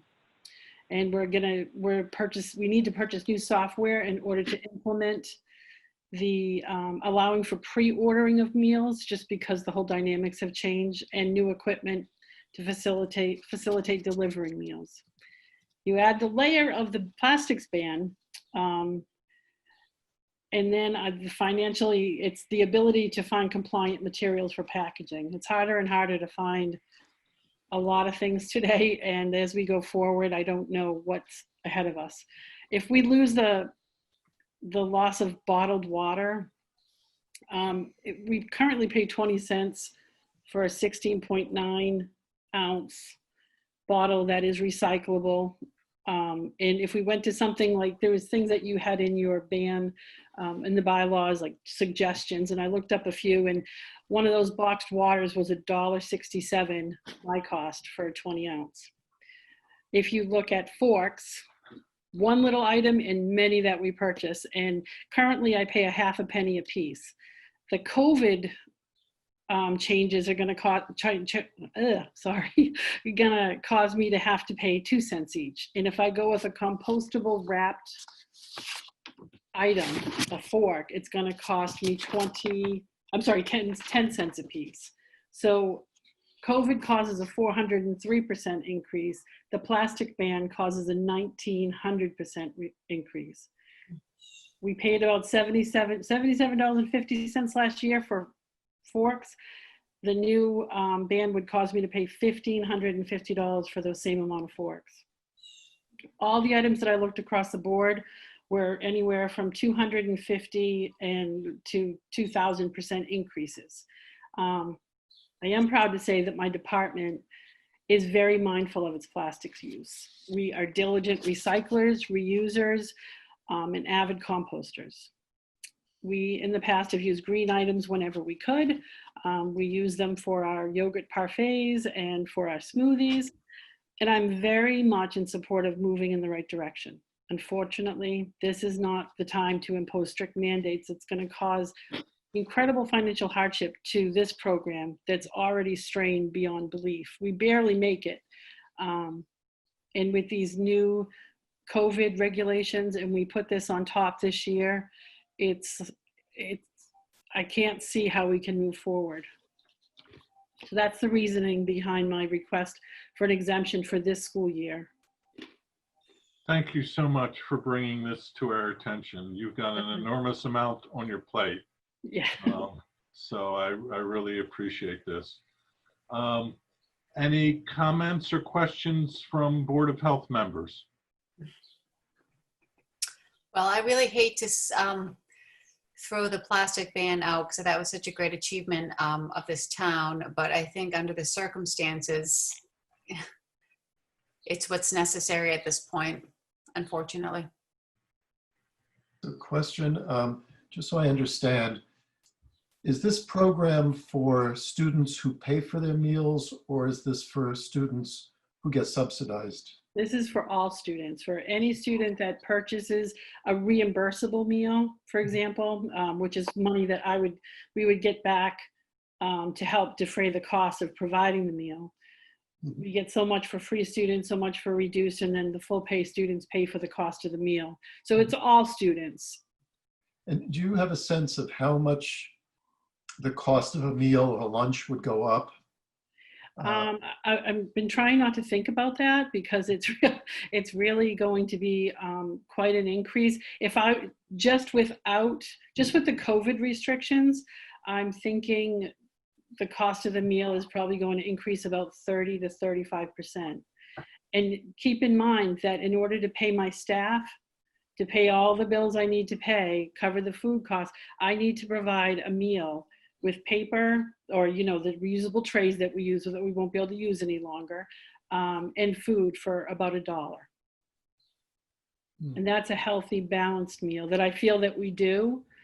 So we are always, if you speak with anyone in food service, you'll find that we are always riding that line of just barely making it. And if we don't make it, that falls on the town, unfortunately. So that would go to the taxpayers if we did not make it. But I'm hoping that we will make it. But I'd say that's about a good percentage of where I think it will be just COVID. If we go with the plastics ban, again, just the few figures that I showed you, the one example for a fork. I mean, that's a small piece of what we do. And we're looking at a 1900% increase. And then I need a spoon, and then I need a clamshell to hold it all in. And instead of I was looking at bags, because I have to put everything in a bag. Paper bag, the milk will sweat and it makes the milk fall out. A plastic bag costs about 4 cents. A compostable bag, and the only ones that I can really find are shopping bags, which are too big, or compostable, that you would put your compost in. And those we're running, I believe, around 48 cents a piece, which we have 900 children in our school, 900 plus. So I think that it would just be, it wouldn't work this year. I'm not saying that I'm not, I'd be more than willing to, have this be a gradual learning curve for myself and my staff about what we need to do, work with the green team, I've reached out to other directors in different districts and find out what they've done. They all talk about the financial aspect that is crippling. But if we did it in small steps, I think that it would be something that would be a goal of mine to have a green program. I would like that. But just this year is not the year, in my opinion. Do I hear a motion to approve the school food service plastic ban exemption request? Bruce, a clarification on that, Oh. please? Yes, please. Is there a sunset clause on this? Because It's for the school year. this coming school year Yes. with We'll just take 1 year at a time. Okay, yeah. So I'll make a motion that we approve the school food service plastic ban exemption for the school year 2020 to 2021. Second. Any further discussion? Hearing none, a vote. Sid? Yes. Mary Beth? Yes. Barb? You're on mute. Sorry, I was on mute. Hospital was talking here, so I put you on mute. Yes. I just have one question. Does it have any adverse impact on the trash budget?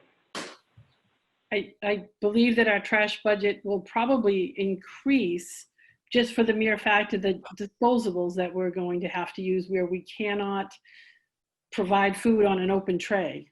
We cannot wash silverware. I would think there would be some impact, but I can tell you that my staff is very good. I know they're very conscious, and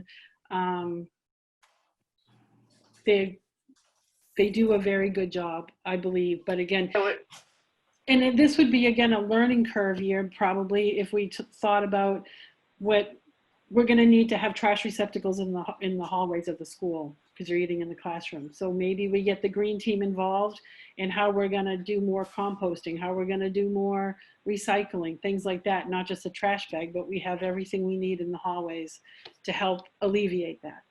Okay. So We Barb, just need to recognize that as well, that it's another piece of the puzzle for you. Sure.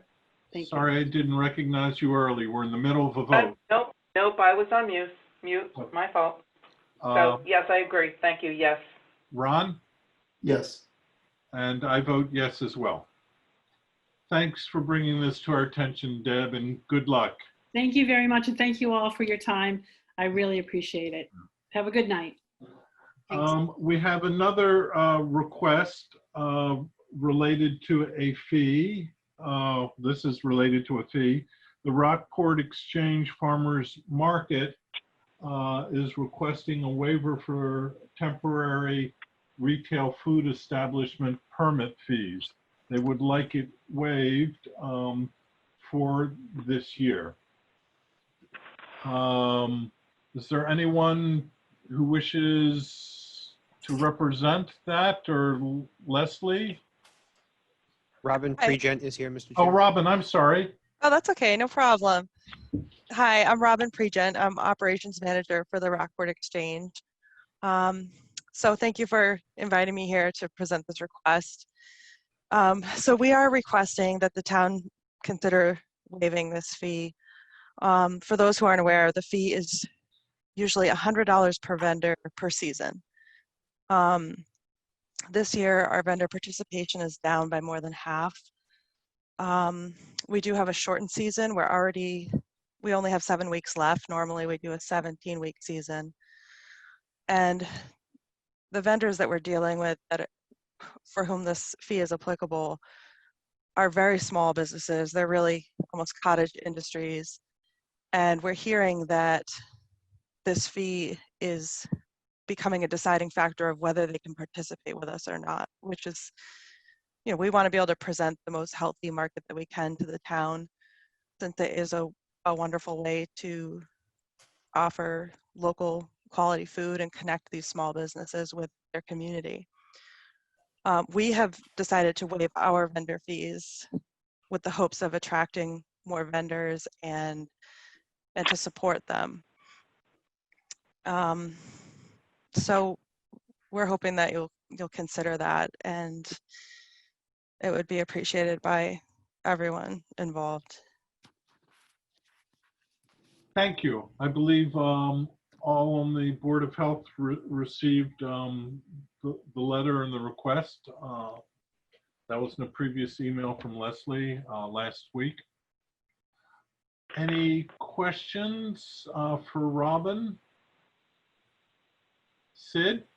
Yeah, just a clarification, or it says vendor fees, and you say 20 per event or 100 for the season, and then there is the sentence, the vendor fee is waived for all licensed food establishments in Rockport when their license includes the particular food hazard. So for example, if one of the restaurants in Rockport wanted to put a booth up in the farmer's market, would they not have to pay the fee because it's under their licensure? There are, well, for example, we used to have a caterer that would participate with us, and she was already licensed in that way with the town. So she was not required to pay the fee. This year, there's so many rules governing the markets that we're not allowed to sell prepared food that people would eat at the market in that way. The food that we're looking at is packaged. It's so, you know, having restaurants participate is not something that we are dealing with this year. So John, can you comment? Does that mean that sort of the process of the food inspector to look at these vendors, is the workload is decreased, or is it the same? It would be decreased with the removal of food being prepared on site or sampling being offered. There's still some vetting of the regulated foods that would have to occur, although currently there's only one vendor that would fall into that category. My understanding is that the fee is only pertaining to a food vendor that would be dispensing food that is considered regulated.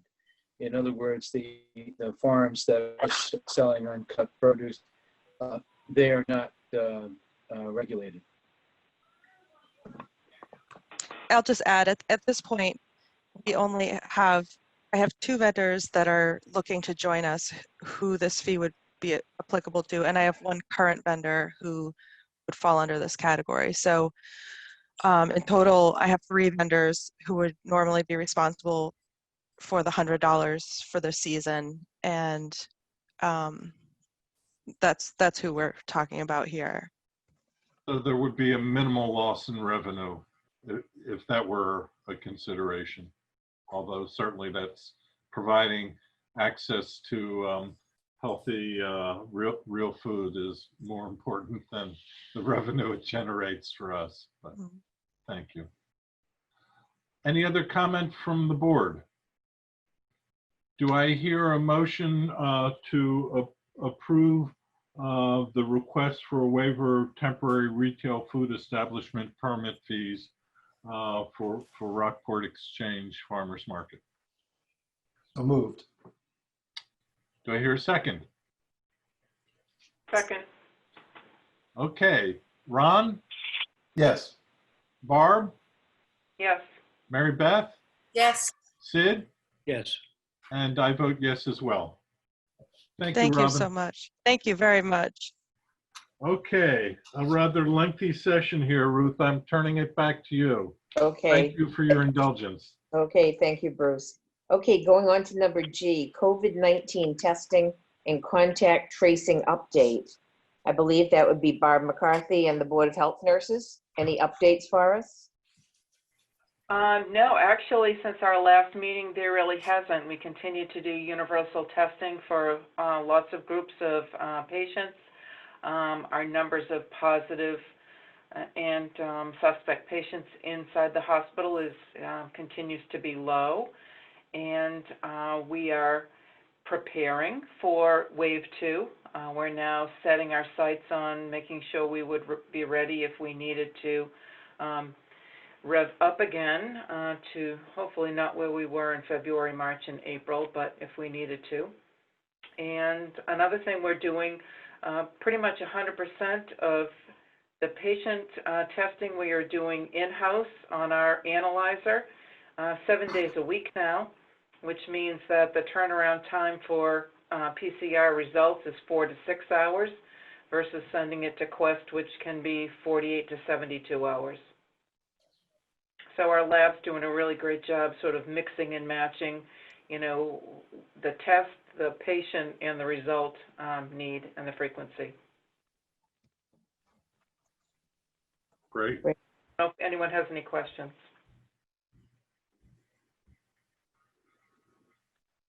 Anything from Teresa or Chassie on tracing updates? No? Okay. Moving on to H. This will be both Board of Health and Selectmen. Consideration of current or additional restrictions relating to COVID-19. Maybe we could talk a little bit about some of the playground structures, skateboard parks, tennis courts. Any thoughts on those? Madam Chair, Selectman Wilkinson has her hand up. Okay, Sarah, yes. Yeah, I was thinking maybe Mitch could just run down a list of what's still closed, because I think at this point, according to the state guidelines for phase 3, I think everything is just about opened up, and then it's up to kind of personal responsibility, whether you take your kids to a playground or basketball. But I know that the townspeople are anxious, since it's the middle of summer, to kind of get to using some stuff. People are sick of their own yards at this point. I've noticed that Millbrook Park is still caution tape around the play structure. Yeah, so maybe Mitch, honestly, if Mitch wants to just read off a list, I'd be happy to make a motion, and then both boards could discuss. Does that make sense? Thank you. Sure. At this point, it's play structures and basketball courts. So all of the child play structures, the skateboard park, and the basketball courts are still closed at this point. Okay. The other items are mask related, et cetera. But if you want to start there, the play structures, et cetera. Is the school complex still closed? My understanding is the tennis court is open. I'm not sure beyond that. That's kind of the biggest place that I get people begging to open, is the track and the playground at the school. Somebody said that yesterday the tennis courts were unlocked. I'm not sure if Rob is still on the call or He is Mike, but No. I know that people are really anxious to use the track. I think some people already have, but people just obviously want to do it properly. So I would move that we open all play structures, including the skateboard park, and what was the last one, Mitch? Basketball court. Basketball courts. Second. And I can add tennis courts there as well, just in case that was a rumor. Okay, do we have a second? Second. Second. Okay, any discussion? Yeah, just one question I have, if I can. Yes. So we open them up. Do we have a plan in place to do any cleaning on them? No. How would that work out? We would not be cleaning them. They'd be use at your own risk. Okay. Does it make sense to put some signage there, use at your own risk to protect us? Is that going to be? We could. I would put it out in the code as part of the code red, announcing Perfect. the change. Perfect. Yep. Okay. Just as long legally that protects the town. Yep. Perfect. Thank you. For this, Ross. Would it be required for them to have masks at these structures and, skateboard parks and stuff like that? Obviously, we can't enforce it, but again, signage. Well, obviously this is one for the Board of Health, but I think that the state are typical of, if you can't socially distance, then a mask is required, Yep. like everywhere else in town. Yep. And this is for kids on the play structure in Millbrook Park? Would that essentially require kids to be masked? On So all it's play the- structures, I believe. It's all of them. So it's Millbrook Park, it's the skate park, it's Pingree Park, it's the schools at this point. So I know basketball courts are beginning to open, but actual games are not allowed. It's a very tricky distinction. You're Yeah. allowed to shoot hoops, but you're not allowed to engage in games. I don't know how we send that message clearly. And Maybe that could be on the code red that Mitch is talking about. Or maybe we put the detailed, maybe in the code red, we say like refer to the town website, and we clearly have like a, a button or a link right on the homepage with the current details. I think the easier it is for people to find it. Obviously, in the code red, Mitch only has, so much time, but I think it's important. I also think on the on the website, we could put details that, we strongly encourage masks. So it's on there already. It's on the COVID updates tab. Great. Mitch, perhaps I know from the phase 3 opening guidelines, the types of play and the risk levels. If we could post that as well, that might be helpful to give folks a better understanding of what phase 3 recreation and play looks like according to the state. Okay. Yep. Yeah, I think Ruth wasn't there a pretty good slide set on that was kind of color coded that would be fairly easy to read? I think so. If I recall. Yeah. Yeah. The code reds and the website are very valuable, but only residents get that information, right? We have a lot of tourists, especially downtown at the park. I wonder if there shouldn't be a sign there in particular, Millbrook Park. Just a thought. Sure. We can certainly do one at Millbrook. I think that would be the one, as you Right. indicate, that has non-resident use more regularly. Agreed. That's a great idea. Yep, excellent.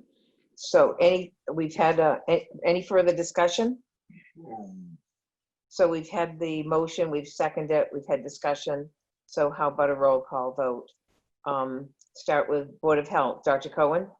Yes. Dr. Newman? Yes. Barb McCarthy? Yes. Mary Beth Murphy? Yes. Dr. Wedmore? Yes. Ross Brackett? Aye. Don Campbell? Aye. Paul Murphy? Aye. Sarah Wilkinson? Aye. Ruth George? Aye. So that's 10-0 in favor of opening everything up with appropriate stuff about masks, and Mitch will have it in his code red, and we'll also cite the town website for further instructions. Thank you, everyone. So Excuse me. I just had another restrict. Oh, What yeah. agenda item are we on? I'm sorry. I just want to make sure. I We're don't. on H, additional restrictions. Oh, so I had a beach issue. I didn't know if now was the proper time to bring it up. Sure. So I'm not sure if anyone has seen, but Gloucester this afternoon, unfortunately announced that this coming weekend, Saturday and Sunday, Wingershee, Good Harbor, and Stagefort are all resident only. And I think that they actually have police stationed at like the bridges onto the beach. The parking will be all resident only. Unfortunately, what that means for Rockport is that we deal like directly with the people that come to Cape Ann anyway and just keep driving until they find a beach. So I was going to suggest, I think parking is our best kind of tool to use. So I don't know if it's possible, but I was going to suggest that we perhaps considered a detail like between Pebble Beach and Cape Hedge, and then, or maybe one at the, at the Seaview lot, one to float. But Yeah, we're already doing that. okay. Yep. The chief and I communicated once we got that notice a little Okay. while ago. Yep. Great. This weekend's supposed to be very, very excellent weather too, so.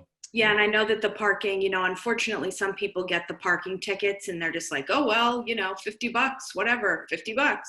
But I think having police presence to like not allow people to park illegally, you know, people see a police officer, Preventive. you know, the cost is nothing compared to keeping the beaches safer. Yep. Good. And then I think some increased signage, you know, in terms of the social distancing, just so people know that we're taking it seriously. But I think you said, Mitch, that signage is on the way. It is. Great. Okay. Thank you, why they Sarah. did that? Why did they do that? Make it resident only? Because I think last weekend their beaches were complete mayhem. It was like gridlock. Yeah. And so if they announce it now, they hope to kind of hold off the crowd. And Barb, you're on their reopening committee. You might know more than I. I just kind of follow some city you know, they're also watching the tide clock like we are. You know, low tide allows you to have more people on the beach, and it looks like it's probably going to be high tide this weekend. So they're anticipating that. So what happens when Front Beach becomes overcrowded? Yeah, it was crazy the other day. I went by there. You know, are we doing any enforcement to keep social distancing at Front Beach? I Mitch, haven't really could we add seen someone that. for downtown? Could we add someone for front and back too? I kind of forgot that front was opened again. So we're adding extra officers. We need to figure out how many. We'll take the details first. So we're going through that piece. You know, there'll be a presence. The effectiveness on enforcing the social distancing on the beach is a challenge. I think that the chief had previously expressed that.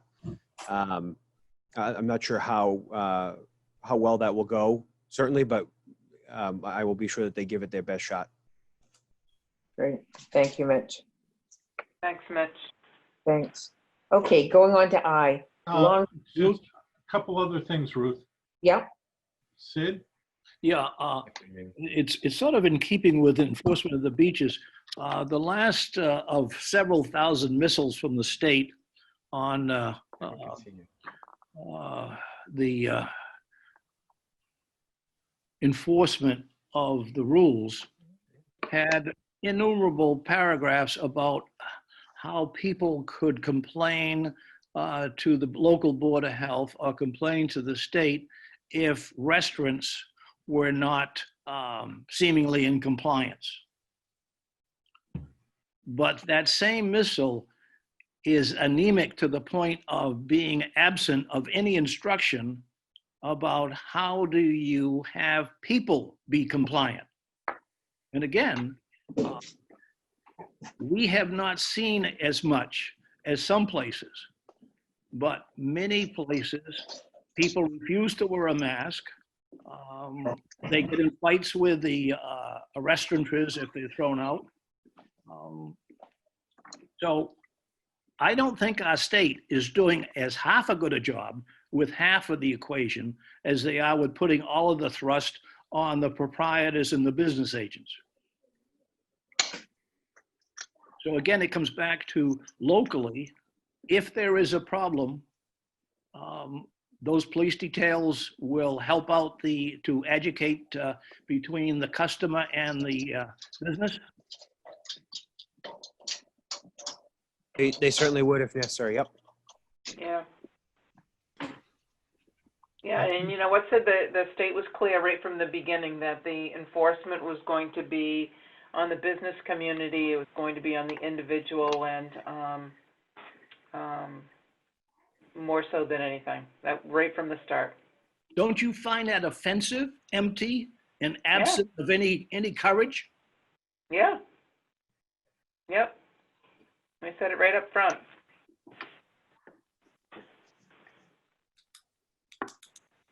Anything else to add on considerations for current and additional restrictions? Yes. The state is now allowing reusable bags and there's been some confusion about the policy for communities that have plastic bag bans in effect, like us.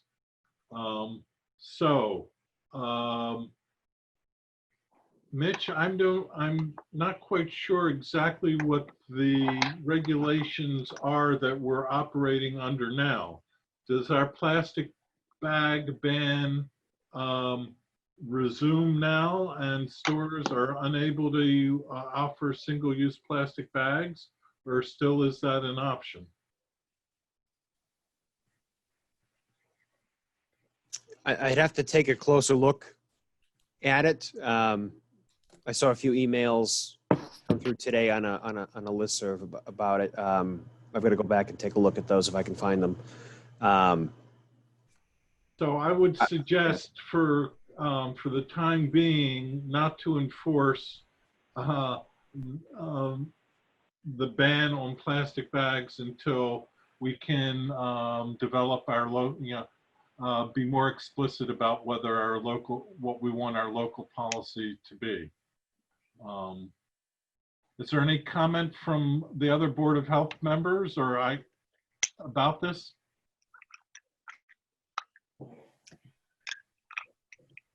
Yeah, I haven't seen a lot of publicity. I knew that they had made some sort of statement, but I have not seen any publicity at all. I haven't seen any bright line, but several communities have asked whether they should begin reinforcing their plastic bag bans now that the state allows reusable bags to be used. So I just think we need to clarify what we want to do, and why don't we try to think about it and do that at our next meeting, and just keep the current dual system in place, allowing reusable plastic bags in retail shops, but not requiring them. I think until we decide, that makes the most sense. Right. And I had also heard that there was some pushback from retail and from business owners that they wanted to gradually change that, because now they had stock of plastic bags that they didn't want to keep, they wouldn't want to use until the end. Yeah, I actually saw a press conference today. The city of Boston is allowing the use of them through the end of September, mainly so that people can use the stock that they purchased. Right. Ross, did you want to jump in? I was just saying, on behalf of the coffee shop, we wouldn't be comfortable with taking a reusable bag from a customer, so to speak. If they were to bring their own in, we would still provide our paper bag or plastic bag if they ask. I don't feel comfortable with my help having an item come over the counter from a customer. Okay. Any other items under considerations for current or additional restrictions? Okay, number I, long-term care and congregate living facility update. That would be myself and Chassie. I did hear from Millbrook Park. They are doing well. I've left messages with both Pigeon Cove Ledges and Rockport High School Apartments and the Old Farm Inn Living Center over there. And they haven't called me back, but they know where to reach me if they're having any problems. I think everything is fine. They've had no positive cases in any of the 4 places. So I think we're doing well there. And Chassie, what about Denmark? They've reported no new cases among residents and no new cases among staff. So wonderful. Mm-hmm. Wonderful. Any other questions about that or anything? Okay, Jay, reopening advisory group update. I believe that might be Barb and Sarah. Sure. Barb, you want to go? Go ahead, Sarah. So just briefly, reopening group continues to chug along. We had our second business owners meeting last week, and it was well attended, not quite as well attended as the first one because most of the business owners are working.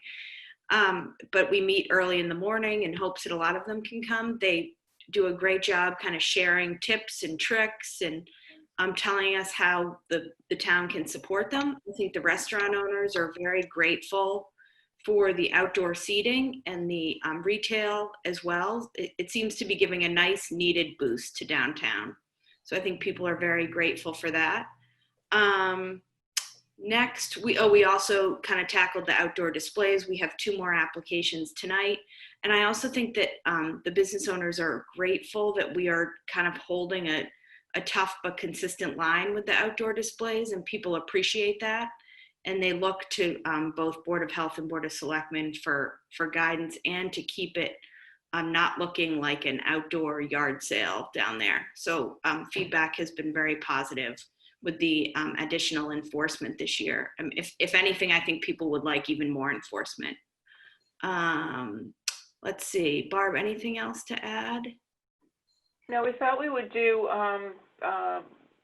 another business Q&A, and this time, is what if somebody refuses to wear a mask, and how do you, they might have a medical exemption, but you do not want to violate their privacy for other folks in the business who might say, gee, why aren't they wearing a mask and I have to? And also, are there any reasonable accommodations, ADA or anything else? So I think we're going to take that under advisement for our group with some help from Mitch in making sure that we give them some good advice without crossing any legal lines that they inadvertently might. Yep, excellent point. And just one last thing, I think business owners downtown are definitely grateful for the mask order, I would say. And we've given them kind of tips and tricks and tried to boost their confidence in terms of, that masks are required downtown, and that, everyone recognizes that social distancing is nearly impossible down there. And people are feeling like downtown Rockport, mask use is really high. And I think people have pride in that, and that several stores have reported that the day before the 4th, which was a Friday this year, was their busiest sales day on record, which is great. And they said that for the most part, people aren't, the people that are coming in their stores are people coming in to purchase something, not just browsing, walking around. I think those people are kind of outdoors, getting ice cream, walking the neck, but they're feeling good that the people coming in their stores, a lot of in-state visitors, a lot of day trippers, but the inns seem to be doing well as well. So I think, so far people have salvaged what they can of the summer, and we're just kind of trying to help them get along and then prepare for fall. That's wonderful news. May I add something, please? Sure. Thank you, Madam Chair. I received a phone call and an email from some business people downtown, and how grateful they were to the town and the reopening committee. So kudos to Barb and Sarah for thinking outside the box and helping these businesses. Could you imagine I know people aren't crazy about the Jersey barriers, but if we didn't do those, some of those restaurants probably would have gone under. So it was, people came together nicely to get this done, and people are very grateful. So thank you to everyone who's been involved in getting this off the ground. So great, thanks. It's a big team effort, but it's a great team. So yeah. Well said, Paul. This last thing we had to deal with is trying to do some remediation at the dump to make sure that Saturdays were getting a little overwhelming, and tempers were flaring. So thank you to Mitch for putting that in his code red Monday review. And I've been encouraging people to do Thursdays, do Wednesday, don't do Saturday, if you can. So even on perfect scenarios, the transfer station's very, very crowded on a Saturday. So yep. And I'm encouraging people, instead of complaining and being nasty at the dump, to thank the guys that work up there, because they are working their tails off like everyone else in town. And when it's hot, I think the Friday before the 4th, they were literally overwhelmed with the amount of rubbish that they were dealing with. And they did not stop. They told me from 9 a.m. there was a line, 3 rows, and they did not stop until well after closing. So they're doing a great job. Thank you. Thank you, everyone. Thanks. Outdoor display application approvals. Do we have a motion? And then Sarah, do you want to talk about that? Do we have a motion? I believe that's mine, Madam Chair. If somebody has it, can you just go ahead and take it? I have to pull it up. Sure, It came up. sure, I can do it. I move that the Board of Thank you. Selectmen approve outdoor displays for the 2020 season for the John Tar Store located at 49 Main Street and Esmeralda's located at 28 Bearskin Neck. Second. I heard the motion and a second. Any discussion? Sarah, do you need? Just an FYI, both look completely fine within the guidelines. One, I believe, is a new business, and the other one, John Tar Store, obviously not a new business, but Bethany has been an active member coming to our reopening meetings and is excited, and her both displays look totally fine. Okay, great, thank you. So roll call vote. Oh. What was that? Kitty. Kitty. My kitty, oh, sorry. Roll call vote with the selectmen. Russ Brackett, Aye. Don Campbell, Aye. Paul Murphy, Aye. Sarah Wilkinson, Aye. and Ruth George, aye. Wonderful. So we'll approve those. School reopening committee update. Barb and Sarah? No, Barb and Mary Beth. Oh, Barb and Mary Beth, I'm sorry. It's L, but that's okay. Oh, that's an L, Ruth. All right, so Mary Beth, why don't you start off? Okay, so far all of the subcommittees have met at this point, and tomorrow night we have our group meeting where we sort of will get updates on everybody's work that they've done so far. As you guys all know, the school is tasked with coming up with 3 separate plans: 100% in school, hybrid, and then remote. So everybody's working hard, from the buildings people, the principals. They're working hard to see what they could accommodate.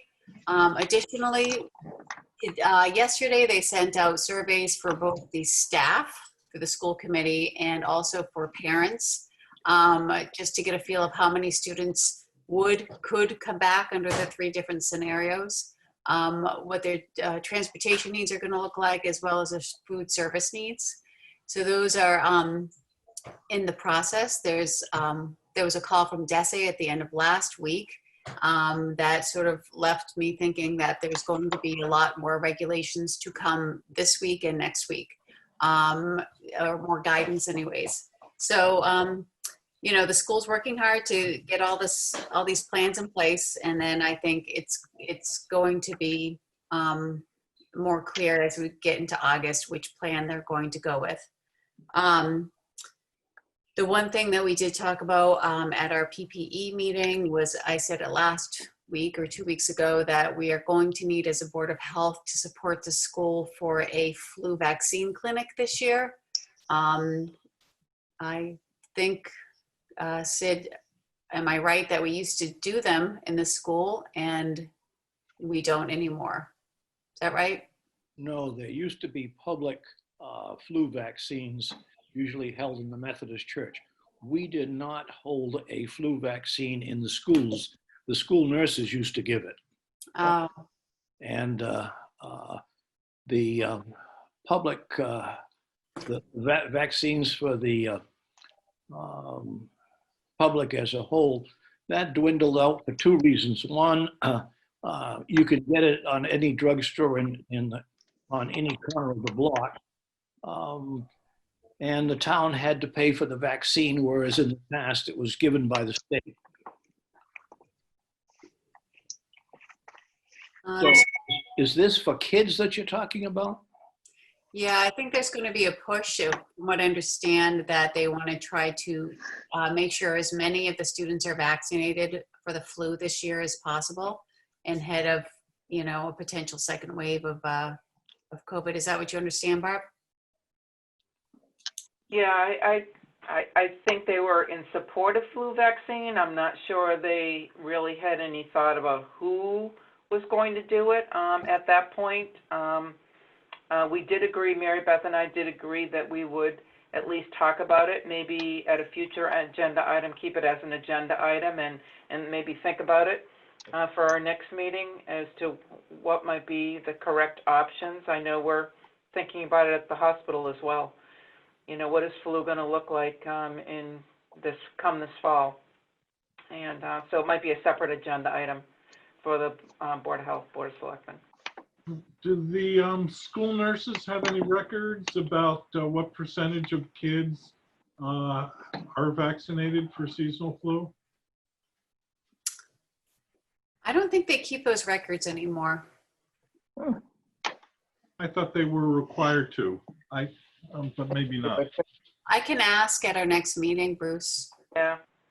I don't think So I do think, just to play off of what Mary Beth talked about, I think the biggest controversy, you know, whether you pick up a newspaper or watch TV or anything we've heard over the last few weeks, the biggest discussion is 6 feet distance versus 3 feet distance.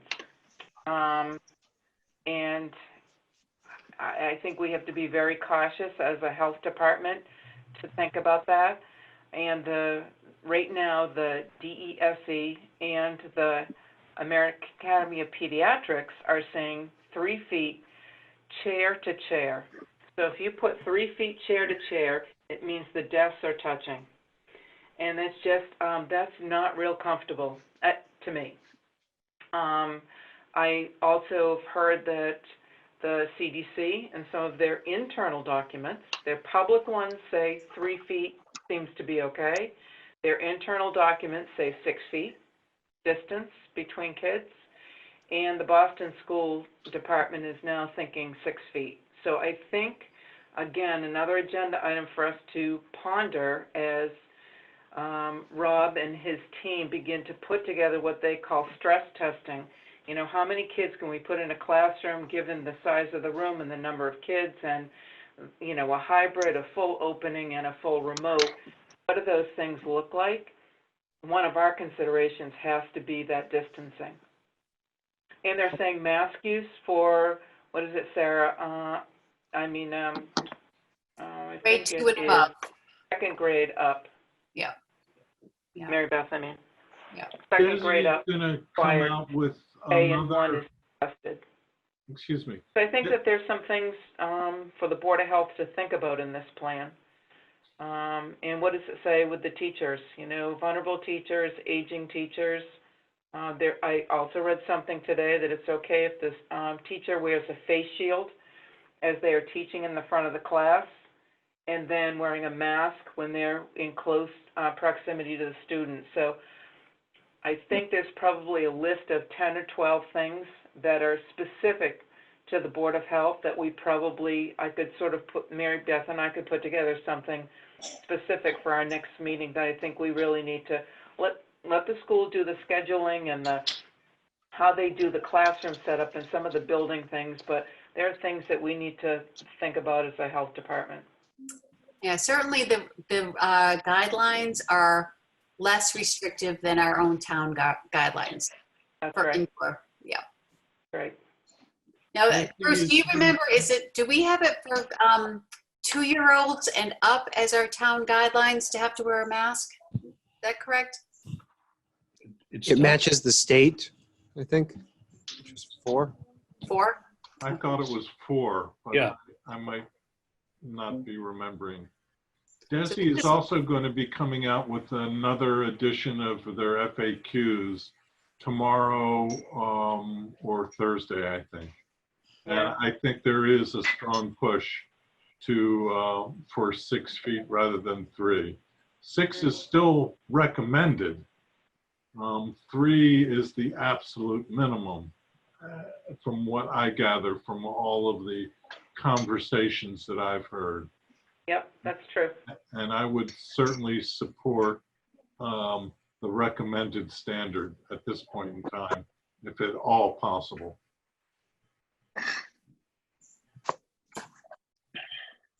So why don't Mary Beth and I put together what we think are probably the 5 or 6 or 10 sticking points. Yep. We'll have our meeting tomorrow night, and we'll put together what those are, and we can get those out to the committee for the next meeting. Great. That'll be good to have a real focus on school-related health issues for reopening. Yeah. Right.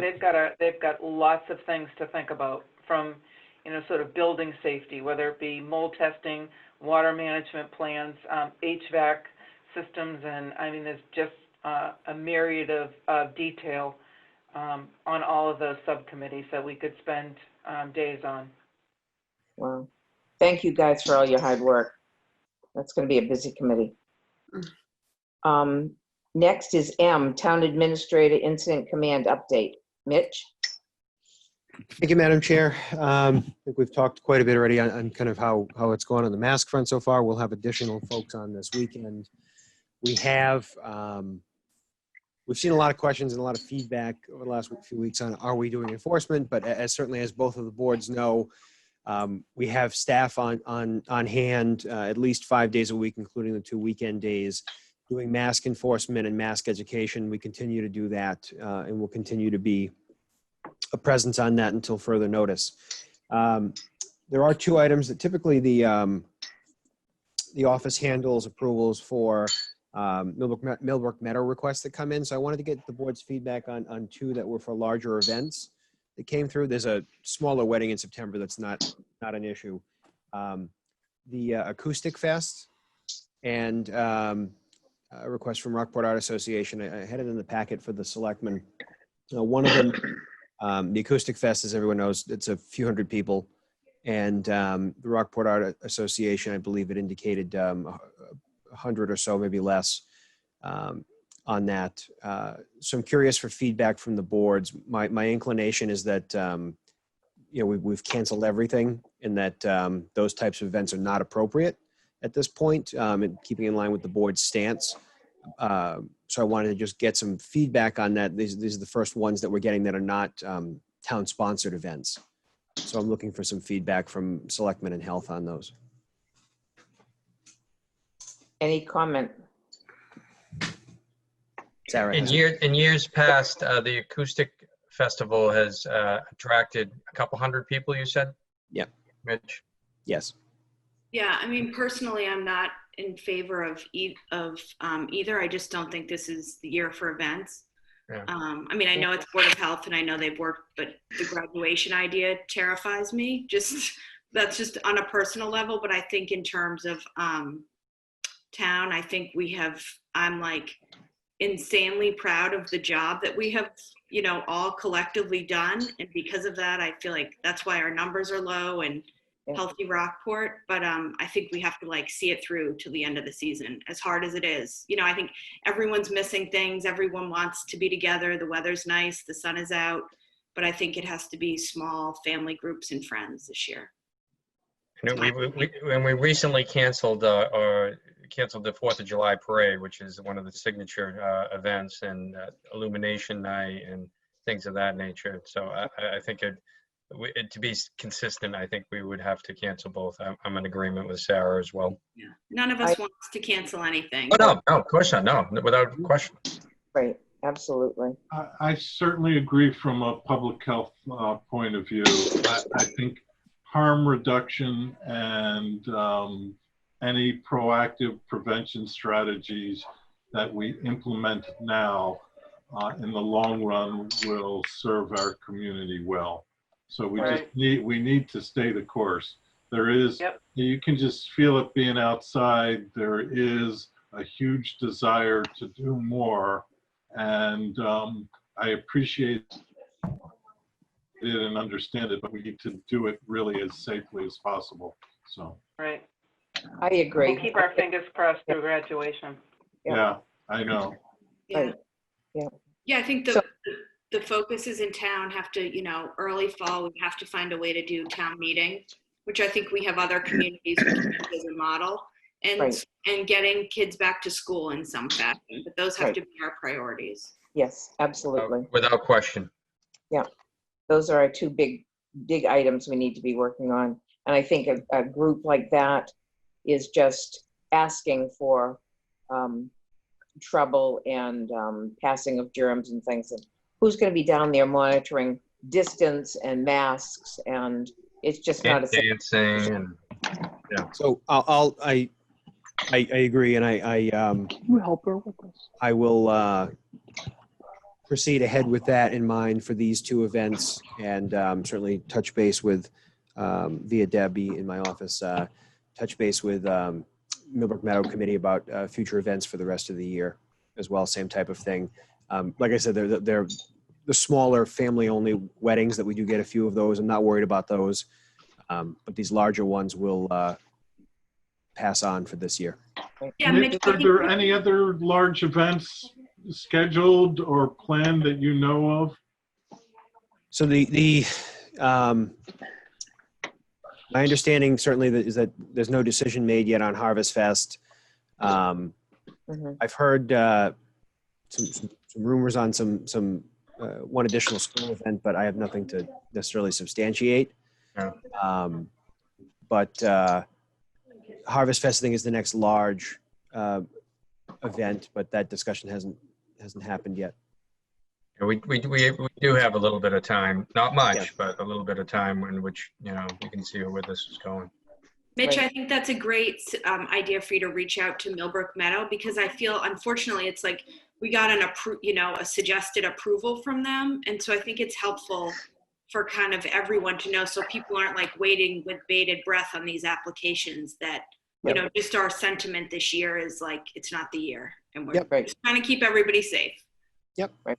Do we need to make a motion, Mitch, or you're just going to take care of it that way? No, I just needed some feedback on those items. Great. Anything else on your update or command update? I'd ask that for the selectmen that we add a meeting next week, next Tuesday. We are at the point where we must make some decisions on town meeting. I have a meeting with the moderator tomorrow, just to have a discussion kind of on getting logistics in line and where he is with some of his latest thoughts. Then we'll speak with the town clerk.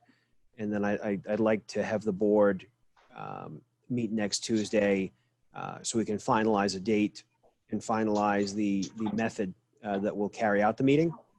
So whether it'll be like the other towns, or I know that the moderator has some thoughts certainly that he shared with the board. Also finalizing that, and that triggers when we'll finalize everything else really. We will need to do an additional 1/12 budget for August. So we'll have that ready in the next week or so. But it is time for us to make some determinations on town meeting. Okay, great. Thank you. That'll be right at 6:30 start, Mitch? Or 6 p.m. start? I can certainly, I'll have Deb touch base with the selectmen afterwards to see what works. I know it's an off week, so I know that some folks might have something. So we may need to make some adjustments. Okay. Thank you. So more to I'm come. open, so whatever you need, I'm fine. And that's it, Madam Chair.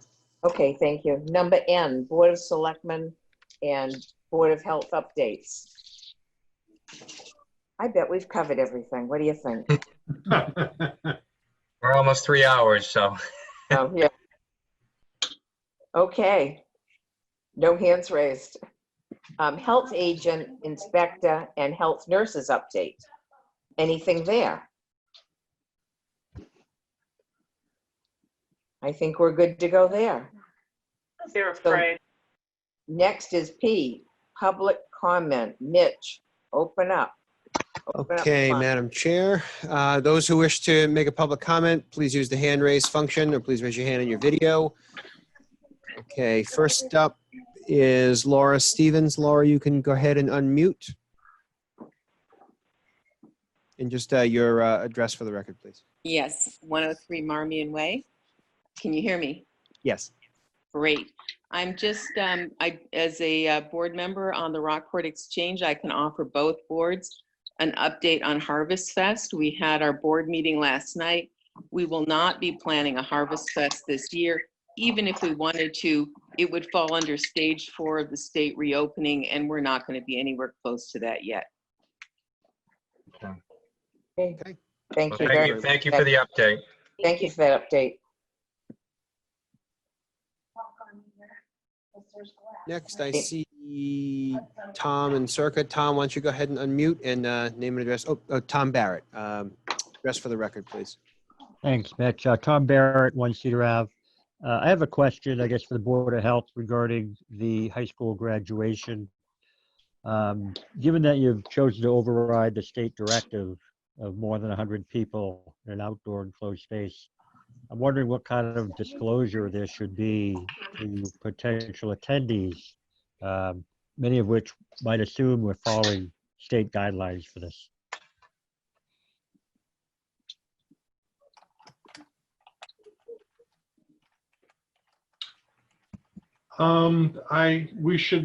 That's a good point, Tom. We should certainly, and I'm open to informing everyone what the state guidelines are and let folks make their decision about whether they want to adhere to the state guidelines or attend this event. I think that would be an appropriate message to send to all the families. And maybe Amy could add that to her paperwork that she's going to be sending out. Thank you for the suggestion. Yeah, good suggestion. Thank you. Okay. Anyone else for public comment? Please use the hand raise function or raise your hand in your video.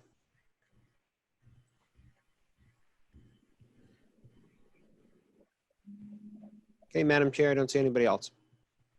Okay. The last item is Q, meeting adjourned. Do I have a motion? Is there anything else anyone wants to talk about? Well, before we adjourn, I guess the Board of, are we going to have another joint meeting between the Board of Health and the Board of Selectmen? And if so, should we schedule that? I think we had talked about the 28th in 2 weeks. And hopefully that will be our final one together. Yeah. Okay, great. Yeah, then I think after that, it could be as needed or as adjustments come up. Okay, thank you. The 28th, you said? Yes. 6 o'clock. 6 o'clock? Yep. Yep. So do I have a motion to adjourn? So moved. Second. Okay, roll call vote. Russ Brackett. Aye. Don Campbell. Aye. Paul Murphy. Aye. Sarah Wilkinson. Aye. Dr. Cohen. Yes. Dr. Newman. Yes. Barb McCarthy. Yes. Mary Beth Murphy. Yes. Dr. Widmore. Yes. And Ruth George. Aye. 5-0. Meeting adjourned. Thanks, Be Ruth. safe. Thank you, Ruth. Thank you, everyone.